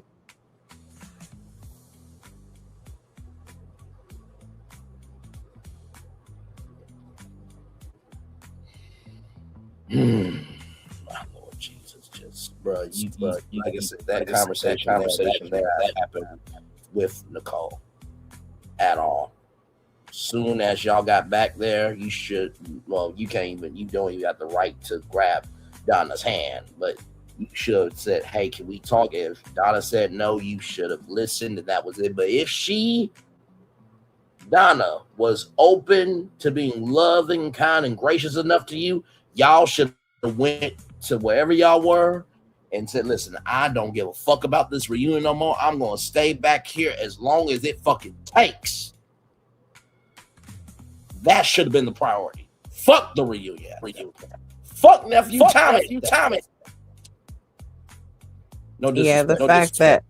Yeah, the fact that he tried to make it like, oh well, we just started, things only got physical the last couple weeks. What does that have to do with anything?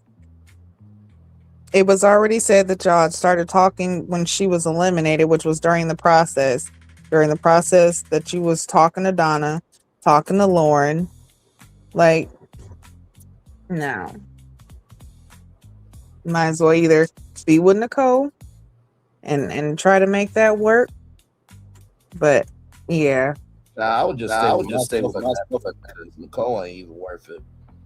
If she's that desperate, if she's that delusional, if she is that selfish to not recognize responsibility just so she can have somebody, no.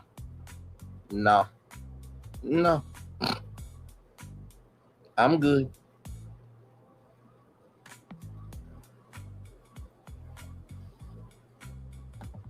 Like I said, you had a hero in Donnah, and you went 2 zeros of Lauren and Nicole.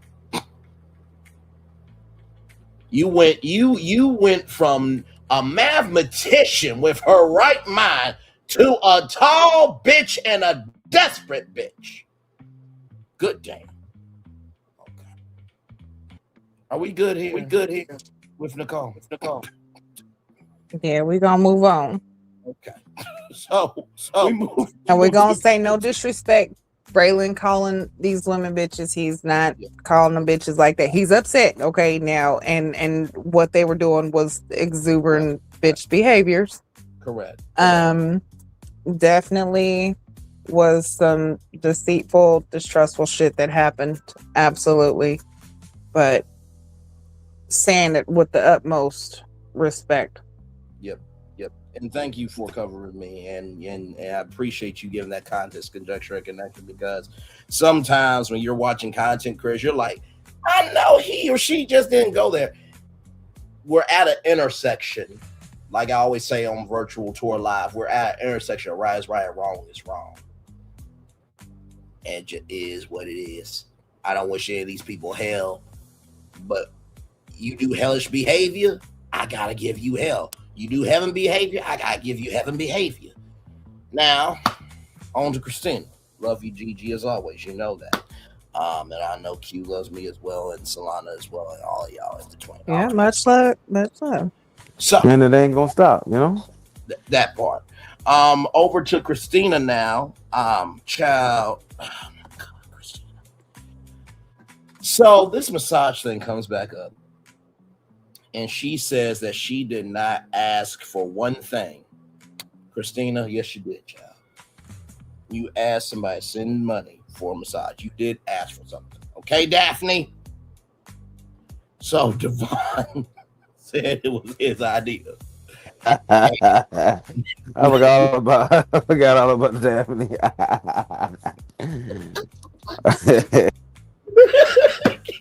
You gotta go back to the 70s episode and see why I said Daphne. Anyway, so Devon said it was his idea, and Devon said he paid for it. And hold on, Braylon. I'm sorry not to cut you off, but we have to be clear on that. Yes. Christina made him think it was his idea because it was happened so smoothly in the conversation. And that's why Vince said, oh, she tricked you. Okay, moving on. Thank you, gorgeous. I appreciate you.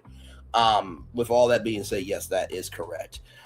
So all of that, and Vince, you had 0.01% of intelligence, brother. That's all you get. So after all of that, Chris found out about this in another conversation, and said, and then Christina used a scripture in the Bible about being a provider. I'm just like, oh my God, are we really doing this? Like, it had been what, like 20 minutes, y'all? Like, it had been that long since the reunion started. I'm just like, what? We keep going to the deeper layers of Pandora's hell, and it's just like, why?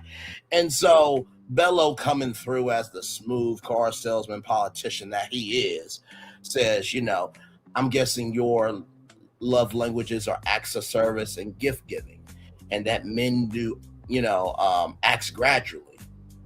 Child, how that energy flips back on Bello here toward the end. We'll get to it. And then Christina said, well, I don't understand why the person that I don't have connection with is asking the most questions. And it's just like, you were the one who leaked out the fact that Vince called Lauren a tall bitch. So really, you want to get on to Vince, even though Vince don't deserve no damn defense for any damn thing. But in this instance, it's like, really, Daphne, you really gonna be upset with him? Like, you got up in his face and said, listen, I can know you in 7 days, and you can lick the whipped cream off my neck. You had all that energy for Vince, but now it's different all of a sudden. And she asked, Chris and Bello, did we have a connection? And child, I don't know if it was the editing or what, but nephew Tommy went right into a commercial break after that. I'm like, good damn. It was. Can I just say that Christina gave? This was another filler for me. Like, I feel like her and Cardi would have been, just great fillers, because one, what she gave is what we've seen. It did seem a little payoutish, which, listen, there is nothing. Okay, full transparency, Mhm. there's absolutely nothing wrong with being taken care of financially. Hey, man, nothing wrong with Okay. that, nothing wrong with that. And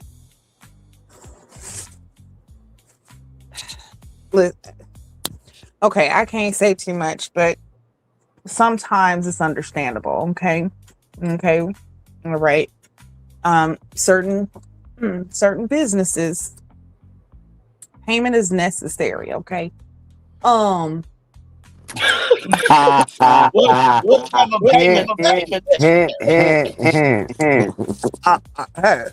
I'm just saying.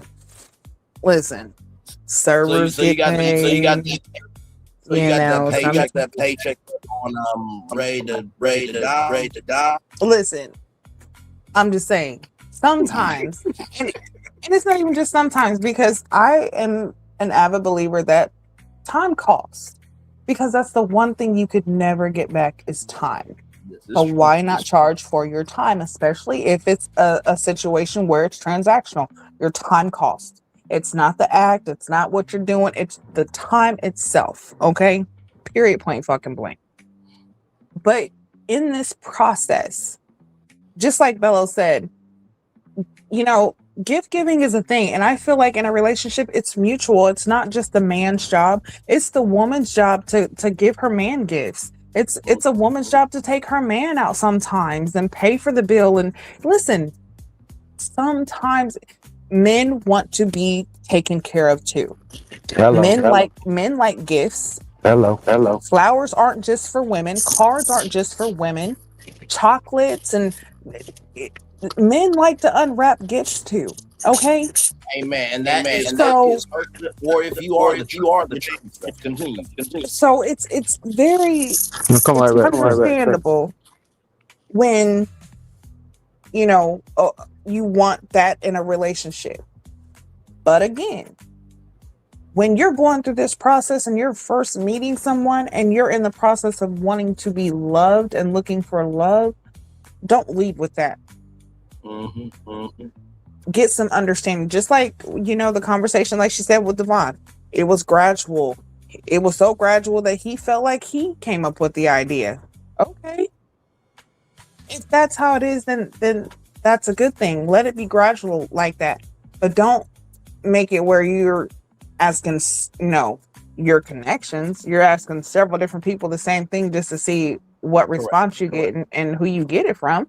Because now, okay, that takes away and diminishes what you're actually there for. And no wonder why they're saying, okay, well, you're here for a payout because this is what you led with. You wasn't there a good 3 weeks and you already asking them for money. Like, and again, we seen that with Christina. She, how can I put this? She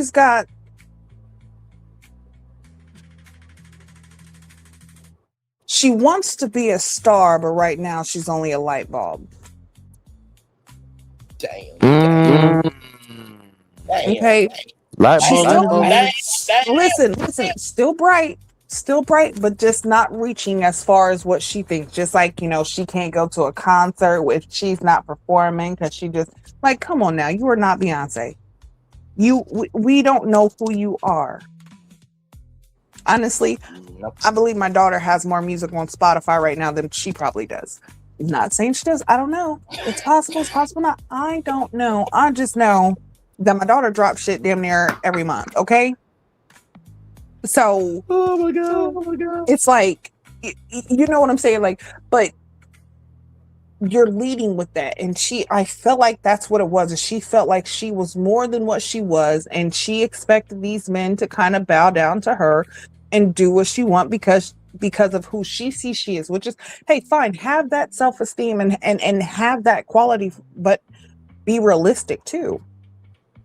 And I will say this, honey, looks like somebody's paying for you to be a foodie baby because she done got thick and it looks good on her. Okay.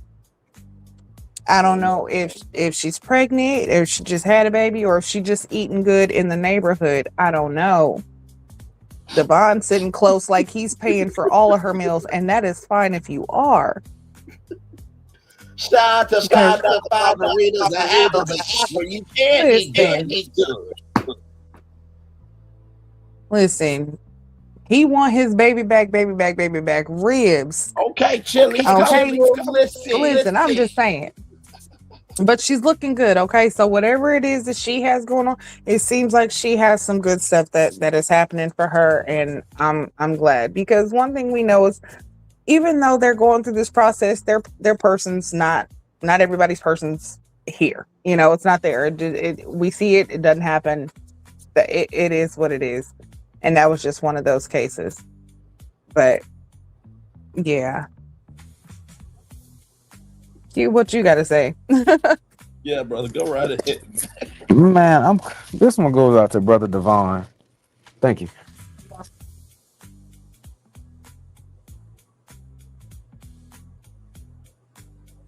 It's no way she propositioned you differently the way she propositioned everybody else.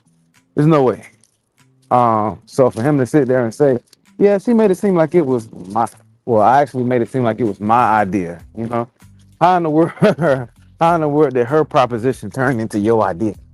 I didn't get that. And then, and another thing also, hold on 1 second, son. And another thing also, during the show, she made it seem like Devon did not pay for the whole massage during the show. She was like, yeah, nobody paid for the whole, you know, she said somebody helped out. You know, now she's saying Devon paid for the whole massage and it was his idea. So why in the world would it be my idea for you to go to a massage and I only pay for half of it, or give you something towards it? If it was my idea, I'd have gave you the whole thing. You know what I'm saying? So Devon was sitting there trying to save face, you know, not trying to look like, you know, pretty much a sucker, you know, because he paid for it. You know what I'm saying? But if you did, stand on business. Okay, yeah, I did it. You know what I'm saying? I feeling old girl that I would whoop. Stand on business behind it. Don't try and back away from what you did. You know what I'm saying? Especially if you did it with good intention. Yeah, you know what I'm saying? She was my connection, and I would whoop. Instead of just sitting here saying, yeah, I thought it was my idea. No, come on, Devon, stop. You cannot be that green. There's no way. So plus not only that, and very well said, Q. And let me just make sure something. When did Christina and Devon have a connection? Because Shanna and Devon got more of a connection than Christina and Devon ever did. Or is that just me? But see, in Devon's mind, Devon had a connection with what's Bella girlfriend name? Dominique. Dominique. And Devon mind, he had a connection with Dominique. So, you know, a lot of times people think a lot of times, I guess in his eyes, he thought he had connection with certain people, but people didn't really have connection with him. You know what I mean? They just knew, let me connect with this guy to stay on the show. You know what I'm saying? Because time and time again, the connection that he thought he had, the other person really didn't see him as what he thought they were to them. You know what I'm saying? Because Dominique was loving Bello out loud. Mm-hmm. We go together. And the way Dominique friends made him feel during that meeting, man, please, bro. Man, they better be glad I'm saved. Because I would have had to tell both of them something for real. Because on the back end of that, ain't no it's no way you're gonna try and make me feel less than. You know what I mean? Nah, that's not gonna happen. That's not gonna happen. But at the exact same time, he got to do a better job of standing up for himself. And I don't think he took the opportunity to do that. Very well said. Very well said. So I think that's everything on Christina, right? I think that's everything on Christina. Here's Christina again here trying to explain herself here. Yes, indeed there. So then they play this game, child. It's filler, but it was in the episode. It's called Who Said It, right? So here we go. I didn't know Nicole had that kind of shape. It just kind of came out the blue one day. And it was Bello who said it, as you can see here. Now, you have to know, when the Mac is right about something, when he was moving in a fraudulent energy, you have to know that we have gone straight to hell. The quote was, people who have loose lip talk too damn much, and that's Vince. That was Darius who said that. Now, listen, Darius, brother, I said the one time he was right in my notes. Because damn it, you were right. So then, Enchante, the quote was, I got so bored with Corday, I don't want to talk about Corday, this, that, and the third, but I also don't want to talk about Vince. That was Enchante, okay? And Enchante was like, well, yeah, I said that. Yeah, I did. And then, rest in peace, for sure, to this next person. I'm a stepper in real life. I've been with 1,000 women, and it was Richie, who has passed away. Everybody, that was learned at the top of the show. So much love, prayers, and support to Richie and his family and his friends, and also to that. Rest in peace to Richie. Yeah, you know what I mean. So yeah, and like I said, at least he got to try to pursue love on national TV and got the chance to be on national TV too. You know what I mean? So all good things there. Let's address one thing. Yes. Condolences go to Richie and his family. But the comment Richie made, as men, let's really talk about how juvenile that has become. Sitting here saying, sleeping with 1,000 women, it excludes masculinity. That does not exclude masculinity, first off. Hypersexuality does not exclude masculinity. That's not saying because I've done this, and this makes me a man. Your character is what makes you a man. How you treat other people is what makes you a man. You know what I'm saying? So, I wish you would have been alive to understand that. You know what I'm saying? Because being ready to love, you know what I'm saying, one woman, how does 1,000 different experiences teach you how to deal with one woman? Talk about it. You know what I'm saying? So, just had to address that right there because I just didn't sit well. Very well said. Very well said. And that is a good thing. No, sorry to cut it off, but yeah, that is definitely good because being with 1,000 women does not exclude masculinity. That does not make you masculine or, say that you aren't. But yeah, for him to say that it's kind of like, kind of took away a little bit, but still definitely, rest in peace to him. And of course, he probably was exaggerating the number, of course, but still. That just seems a little exaggerated. 1,000 sounds crazy. I don't even know 1,000 people. So it's like how, you know what I'm saying? Like 1,000 people that you're actually around. No. And I'm sorry, not even in a lifetime. That's just too much. Yeah. Yeah. And very well said. I read an article actually on this past Friday's show from rollingout.com, and it talked about a study from Hinge. And I believe it's 67% of women black women rather, are more about a man putting quality in a relationship. That's a higher priority than the finances. Now, that doesn't mean you can't have your finances together, but women really are looking for more pressure and commitment than ever before. And I look at it like this because I remember when I was on 3 with the T with Sassy TV from the AO3 and Lil Paulette and the gang, and one of our audience members, virtual audience members, they asked, what's a piece of dating advice that you could give me? And I said, look at how people make time for their life and the people in their life, because that's a really good indication of how they make time for you. I know what y'all are probably thinking. How does that relate to reaching 1,000 women?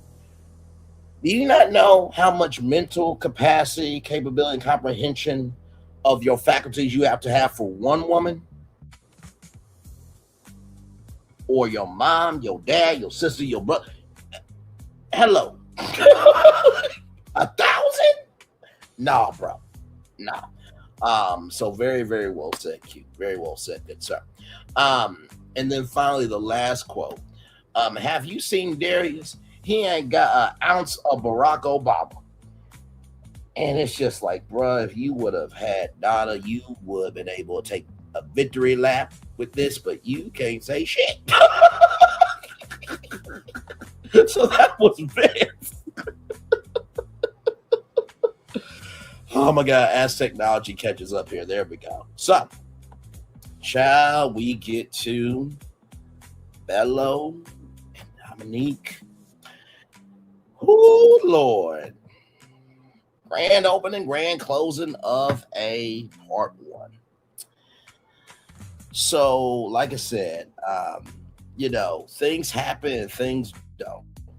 And we see Nephew Tommy says, I keep hearing past tense. And Dominique said that Bello and Dominique would date 2 or 3 times a week. And, it's past. It's over between me and him. So apparently Christmas Eve, there was a conversation that was had. And Bello said, this isn't for me. But 2 days ago, you were in Dominique's bed and you took the kids out.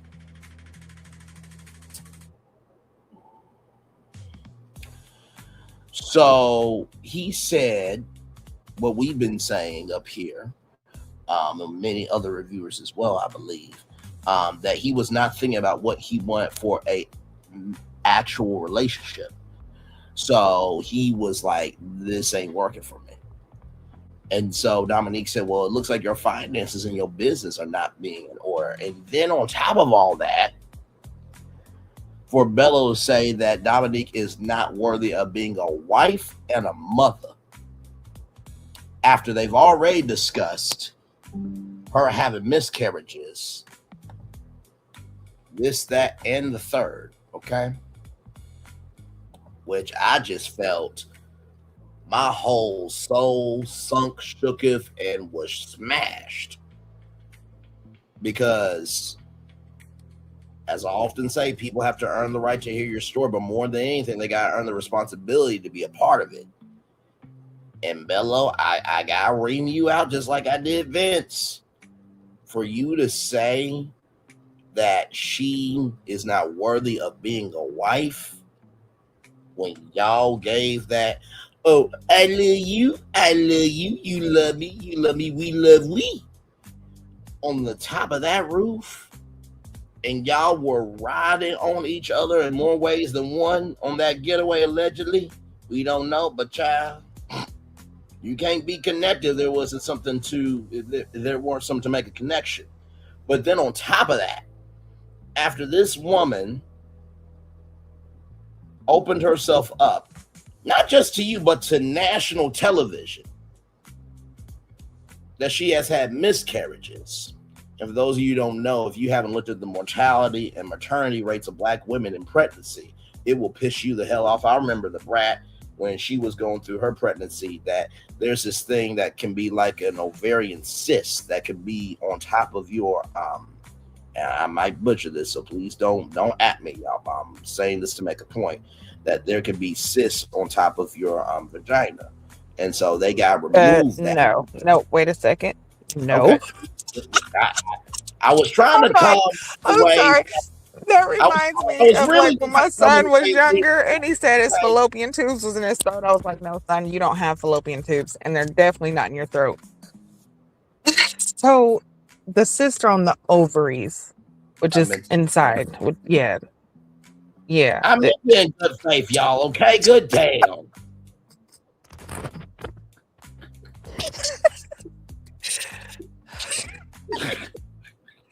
It's been a long after show review. Shut up, y'all. Damn.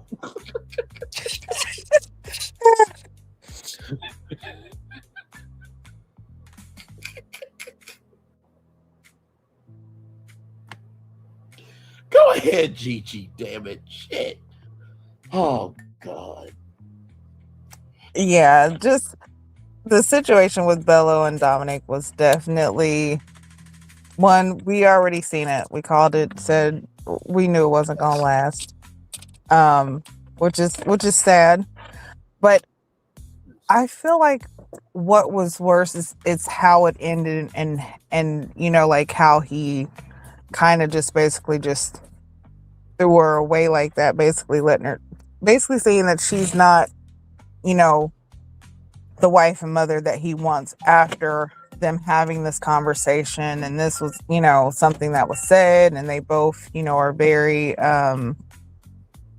for each other. And, we seen the passionate kisses. We seen how they were on the getaway. We seen all this that happened, but there was still, listen, y'all can say whatever you want to, but I told y'all there was something about Bello, and it was all going to come out. And we're just going to have to wait and see. I told you, I said I cannot pinpoint it yet, but there's something about him, and it's going to come out. And it did. That.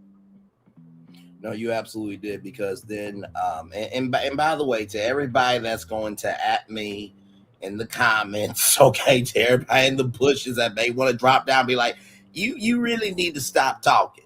Listen, at least I knew what I was trying to say, and I was sincerely, honestly, and genuinely was trying to just give the gravity of, after this woman has allowed you into her vulnerability, it was just the genuine disrespect. So I was not trying to be dumb, ignorant, and amuck in what I was saying, okay? I know I talk a lot of shit up here, and I take a lot of shit on the chin, but sincerely, that was not meant to disrespect anybody going through that. I just felt a way that after all that,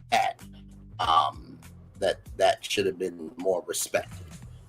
Go ahead, Gigi, if you wanted to say something. Yeah, no, I was just gonna say, yeah, the like I said, the fact that they had went through that process, and that was something that was kind of talked about early on, is the issue that she had, one with having a couple miscarriages, and seeing where he was about it, how he felt, if that was going to be an issue, if that was something he could get past, and it was. So to turn around and say that basically he's not feeling her, or he's not feeling the relationship anymore, and then to do it on Christmas Eve, like you said, and like you said, you was just in her bed, you were around her kids, you met the family. Like, these are things that should be said and really understood before you get to that point.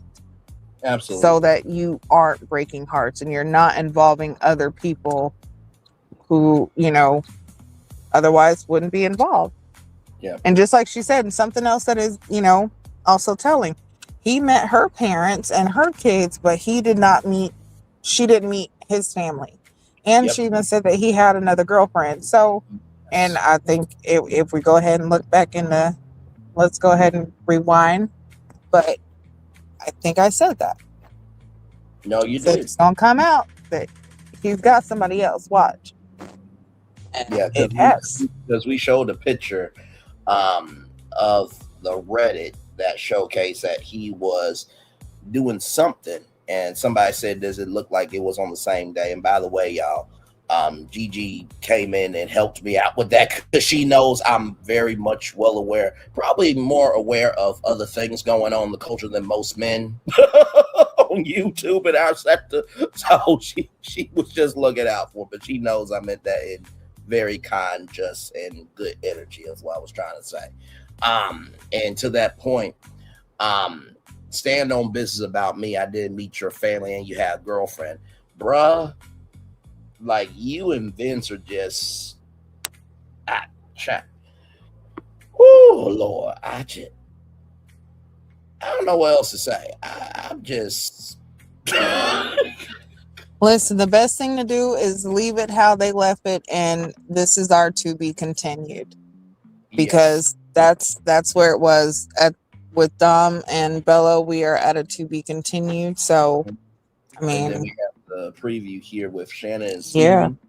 Apparently, there might be something happening there, potentially. And then Mercedes, Ready to Love Miami alumni, said the men were subpar. And Christina said it would be inappropriate to say who actually said it. So I'm like, oh, okay, all right then. Well, I guess Daphne doesn't want a clue to be found, huh? Okay. And then we got into an All Lives Matter conversation with Nicole about Devon. No, that was about Richie. I thought that was Devon. That was not. Yeah, no, that was Richie. She said that about. Oh, okay then. Which was shocking. I guess it's Richie then. Okay, my bad. I typed Devon in my notes, but okay, all good. Well, that's because you've seen Devon react, and you've seen a lot of them react. But she was sitting next to Richie, talking about their conversations after the show and how it didn't work out and how he was All Lives Matter.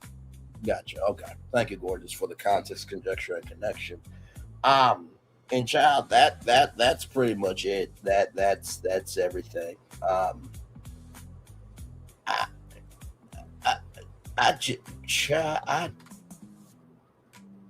Gigi, you got anything? Because I don't know what to say. No, listen, we are, like I said, this is to be continued. We will be here next week. So, just ready for next week. Yeah. Oh man. And this was just part one, child.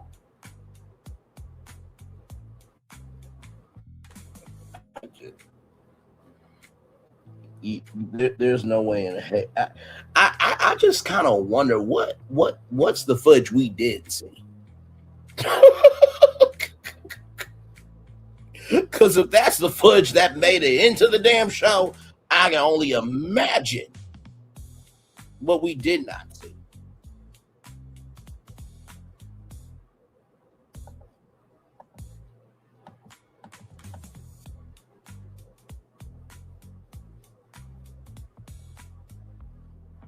All right.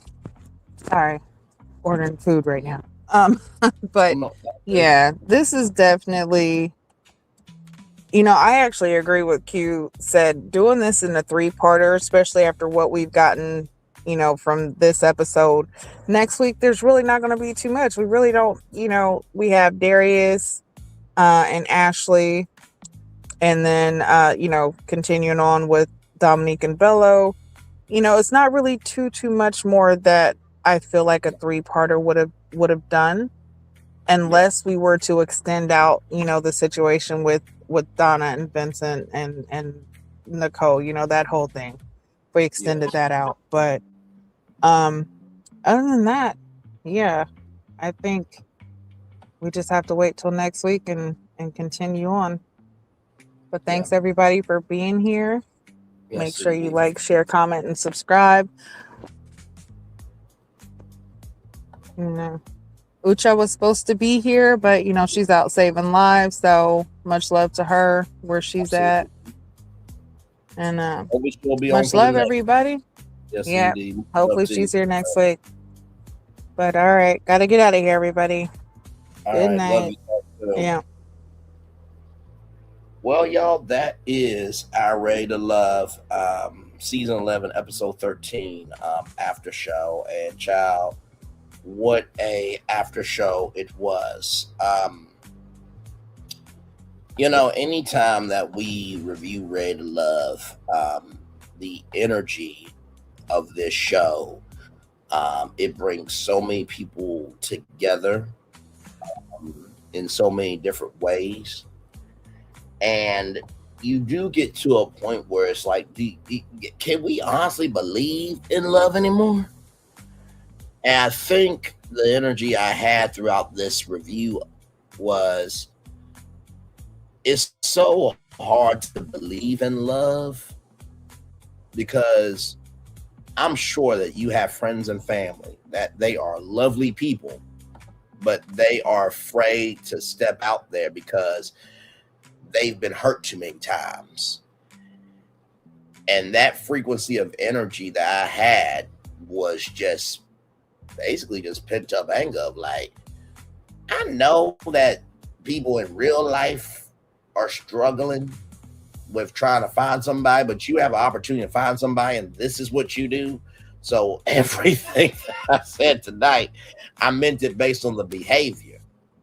But also too, as I often say, you saw the thumbnail, you know my voice, and damn it, you know why you're here.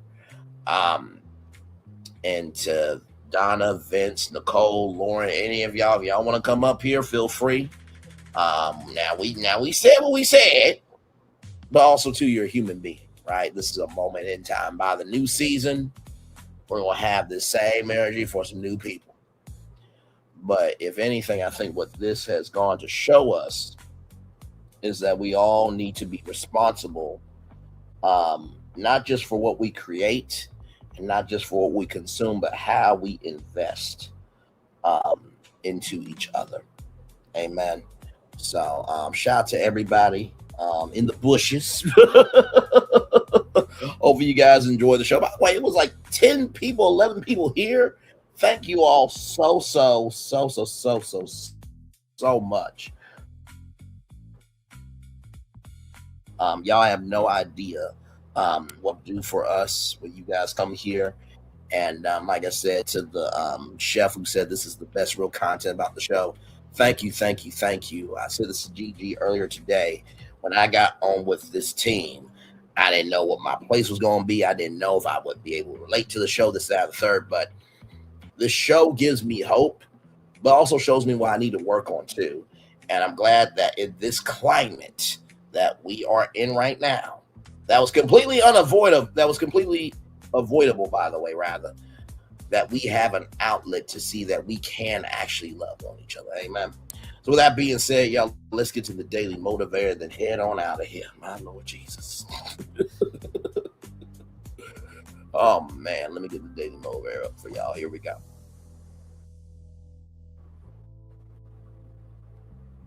Greatday.com.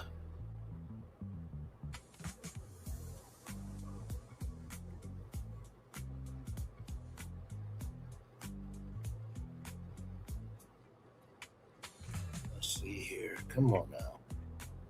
Let me get back to y'all. I know our technology is. Give me a moment. Okay, there we go. I'm back with y'all. Okay, here we go.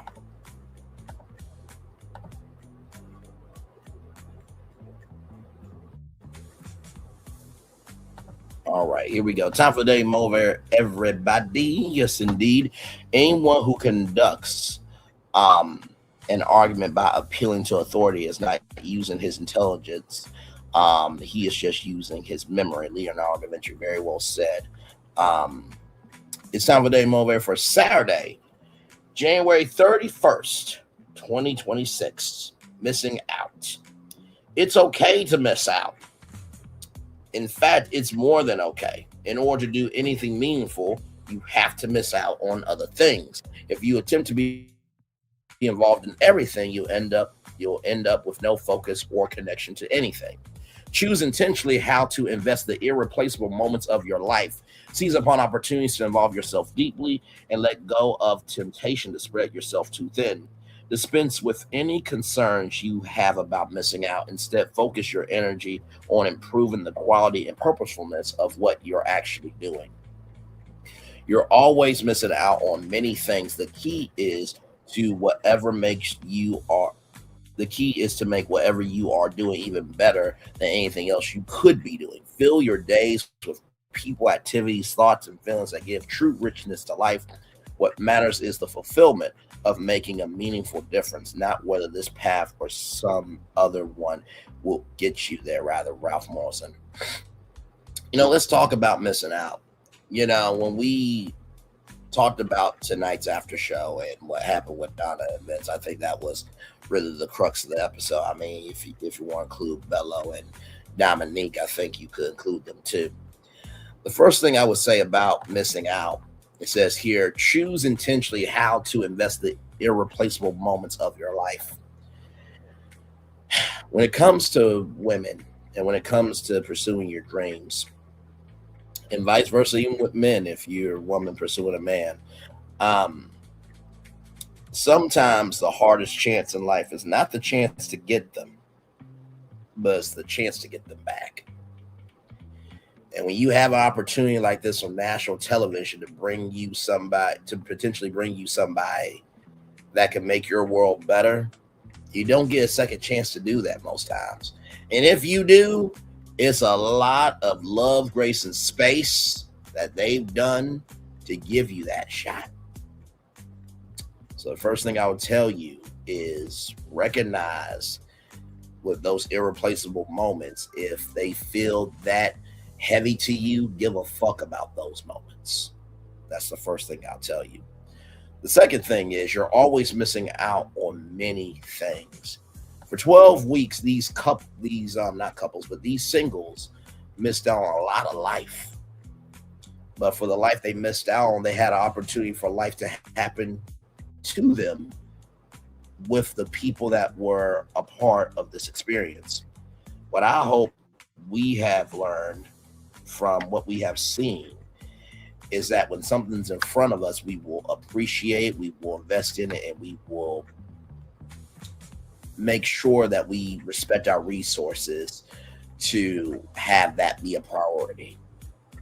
And I think we can learn a lot from this part one about what priority needs to mean and how to go about caring about priorities.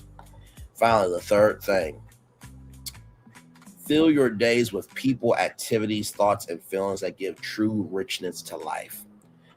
The only way true richness will ever happen is by how it matters to you. If something doesn't feel heavy, it probably doesn't matter to you that much. And if something feels light, then maybe you need to check in on that. It's okay to do inventory every once in a while. I'm going to just say this. Vince, you done fucked up, bro. You really, really did. And I hope Donnah finds her happiness. I really do. And if by some stroke of God's grace, love, and space you get Donnah back, you can't fuck up. But bruh, if you could even handle the privilege of pursuing a connection, you can't handle the responsibility of treating that woman as a wife. I ain't got nothing else for y'all. With that being said, everybody, it's time for the best outro on YouTube. Know what you do and do what you know. Never say you want more special, because you are always born a blessing. And trust, you may not be where you want to be, but by the end of it, you'll be where you need to be. Do what you've been chosen to do. Why, it's one thing to call yourself, it's nothing to be chosen. One love, much love, all love. We have spent time with you. You have spent time with us. And hopefully, by spending time together, Roz, we're great together. And always remember where you're doing radio, television, YouTube, living your best life, or you are,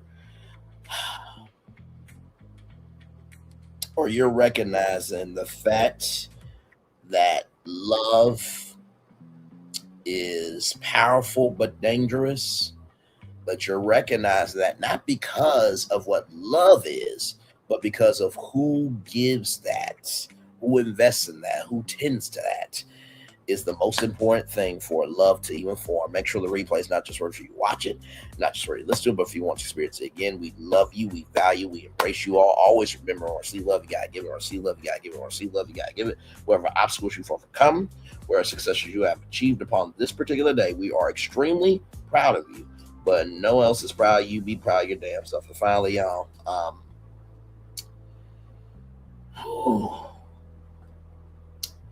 I truly don't know how in the world anybody can wake up every day not knowing how to give emotionally. But damn it, if you can't even do the basics right, you don't deserve to upgrade to the best. Okay. Commercial break and fireworks are coming your way for the day that was, for the day that's to come, for the blessings that are on the way for you, me, all of us, as a society, as a people, and as a culture. We feel the love and we send it right back to you. Good night, everybody. Love y'all. Bye.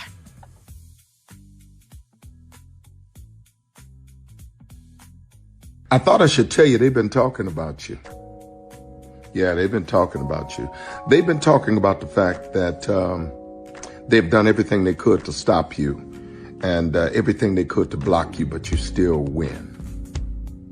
They've been talking about the fact that they have undermined your success and they have tried to sabotage your seasons, but you keep winning. They've been talking about the fact that even though they don't like each other, they get together to try to kill you, but you keep winning.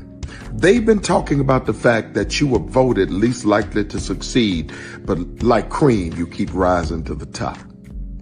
They've been talking about how they tried to burn your world down, but like the phoenix, you rose from the ashes. They've been talking about you, and you know what they say? Oh, she's just lucky. He's just lucky. But no, you ain't lucky. You're anointed. You got something on you. You got favor on you. You got power on you. You were born to win. Now they can call it luck, but it's grace. They can call it luck, but it's favor. But whatever they call it, it doesn't matter, because you know what God calls you? Do you know what God calls you? A winner. I thought I should tell you they've been talking about you. Yeah, they've been talking about you. They've been talking about the fact that they've done everything they could to stop you and everything they could to block you, but you still win. They've been talking about the fact that they have undermined your success and they have tried to sabotage your seasons, but you keep winning. They've been talking about the fact that even though they don't like each other, they get together to try to kill you, but you keep winning. They've been talking about the fact that you were voted least likely to succeed, but like cream, you keep rising to the top. They've been talking about how they tried to burn your world down, but like the phoenix, you rose from the ashes. They've been talking about you, and you know what they say? Oh, she's just lucky. He's just lucky. But no, you ain't lucky. You're anointed. You got something on you. You got favor on you. You got power on you. You were born to win. Now they can call it luck, but it's grace. They can call it luck, but it's favor. But whatever they call it, it doesn't matter, because you know what God calls you? Do you know what God calls you? A winner.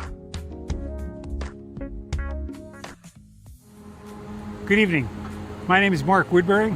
I'm the chairman and CEO of Universal Destinations and Experiences. Well, we're finally here. Tomorrow we begin a new chapter at Universal Orlando Resort as we open Epic Universe. We built this place for you. I want to thank you, our fans, for your love of our stories, characters, and immersive experiences that inspired this incredible place.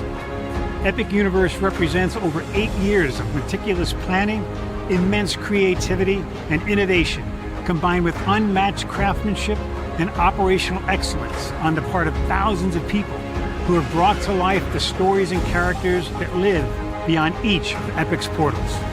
But it represents so much more. Your love of Universal and the deep connections we've shared together here in Orlando over the past 30 years inspired us to dream bigger and to push the boundaries to create something extraordinary for you and for generations of fans and families to come. And tomorrow, as we open Epic Universe, I can't wait for you to experience this place for yourself. Now it's your turn to step inside, to lose yourself, and to share this place with the ones you love most. As we open this park, we hope your world becomes a little more epic.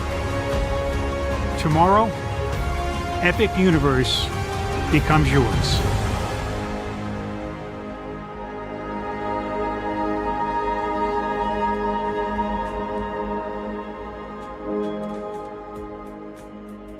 Are video games getting too expensive? This episode, we want to find some common ground because the CEOs want to raise the price even more. Not with these broken-ass games. $5 million. That's how much San Andreas costs to make. Is it their fault for selling or our fault for buying? Corporations claim all this stuff. Devs say otherwise. Sports gamers, cozy gamers, whatever you call the people who play Power Wash Simulator. I think it stings a little bit more because I'm spending my actual money and my mom is not. Imagine they get rid of all movie theaters and then charge you the same price to watch the same movie at home. That's like every streaming service. It doesn't have to be the longest of games, but am I having fun with it? This is Lex. I'm Ronell. Let's get right into it.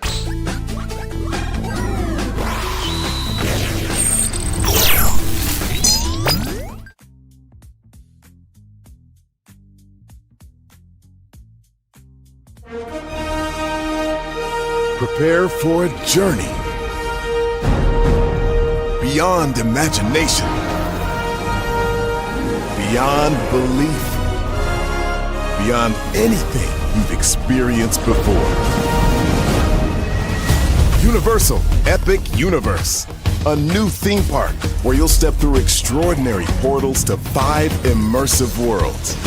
Prepare for a cosmic voyage of discovery, an isle of fire-breathing excitement, a shadowy world of monsters and mystery, new wonders in the wizarding world, and a new way to play. Plus the splendor of a magnificent resort hotel overlooking the park. It's all new excitement at Universal Orlando Resort. A week's worth of vacation thrills with 4 amazing theme parks, a variety of spectacular themed hotels, and incredible dining and entertainment. It's all at Universal Orlando Resort, where you'll find new adventures every day. Explore the astonishing worlds of Universal Epic Universe at Universal Orlando Resort. Because here's the thing, a good streamer can find other content. Because here's the thing, a good streamer can find other content. Because here's the thing, a good streamer can find other content. Because Child Braylon been over there doing his thing, minding his GD business, staying out of trouble, trying to get the folks some positive stuff to talk about. Besides lying all the damn time. Child Braylon been over there doing his thing, minding his GD business, staying out of trouble, trying to get the folks some positive stuff to talk about. Besides lying all the damn time. Child Braylon been over there doing his thing, minding his GD business, staying out of trouble, trying to get the folks some positive stuff to talk about. Besides lying all the damn time. Child Braylon been over there doing his thing, minding his GD business, staying out of trouble, trying to get the folks some positive stuff to talk about. Besides lying all the damn time.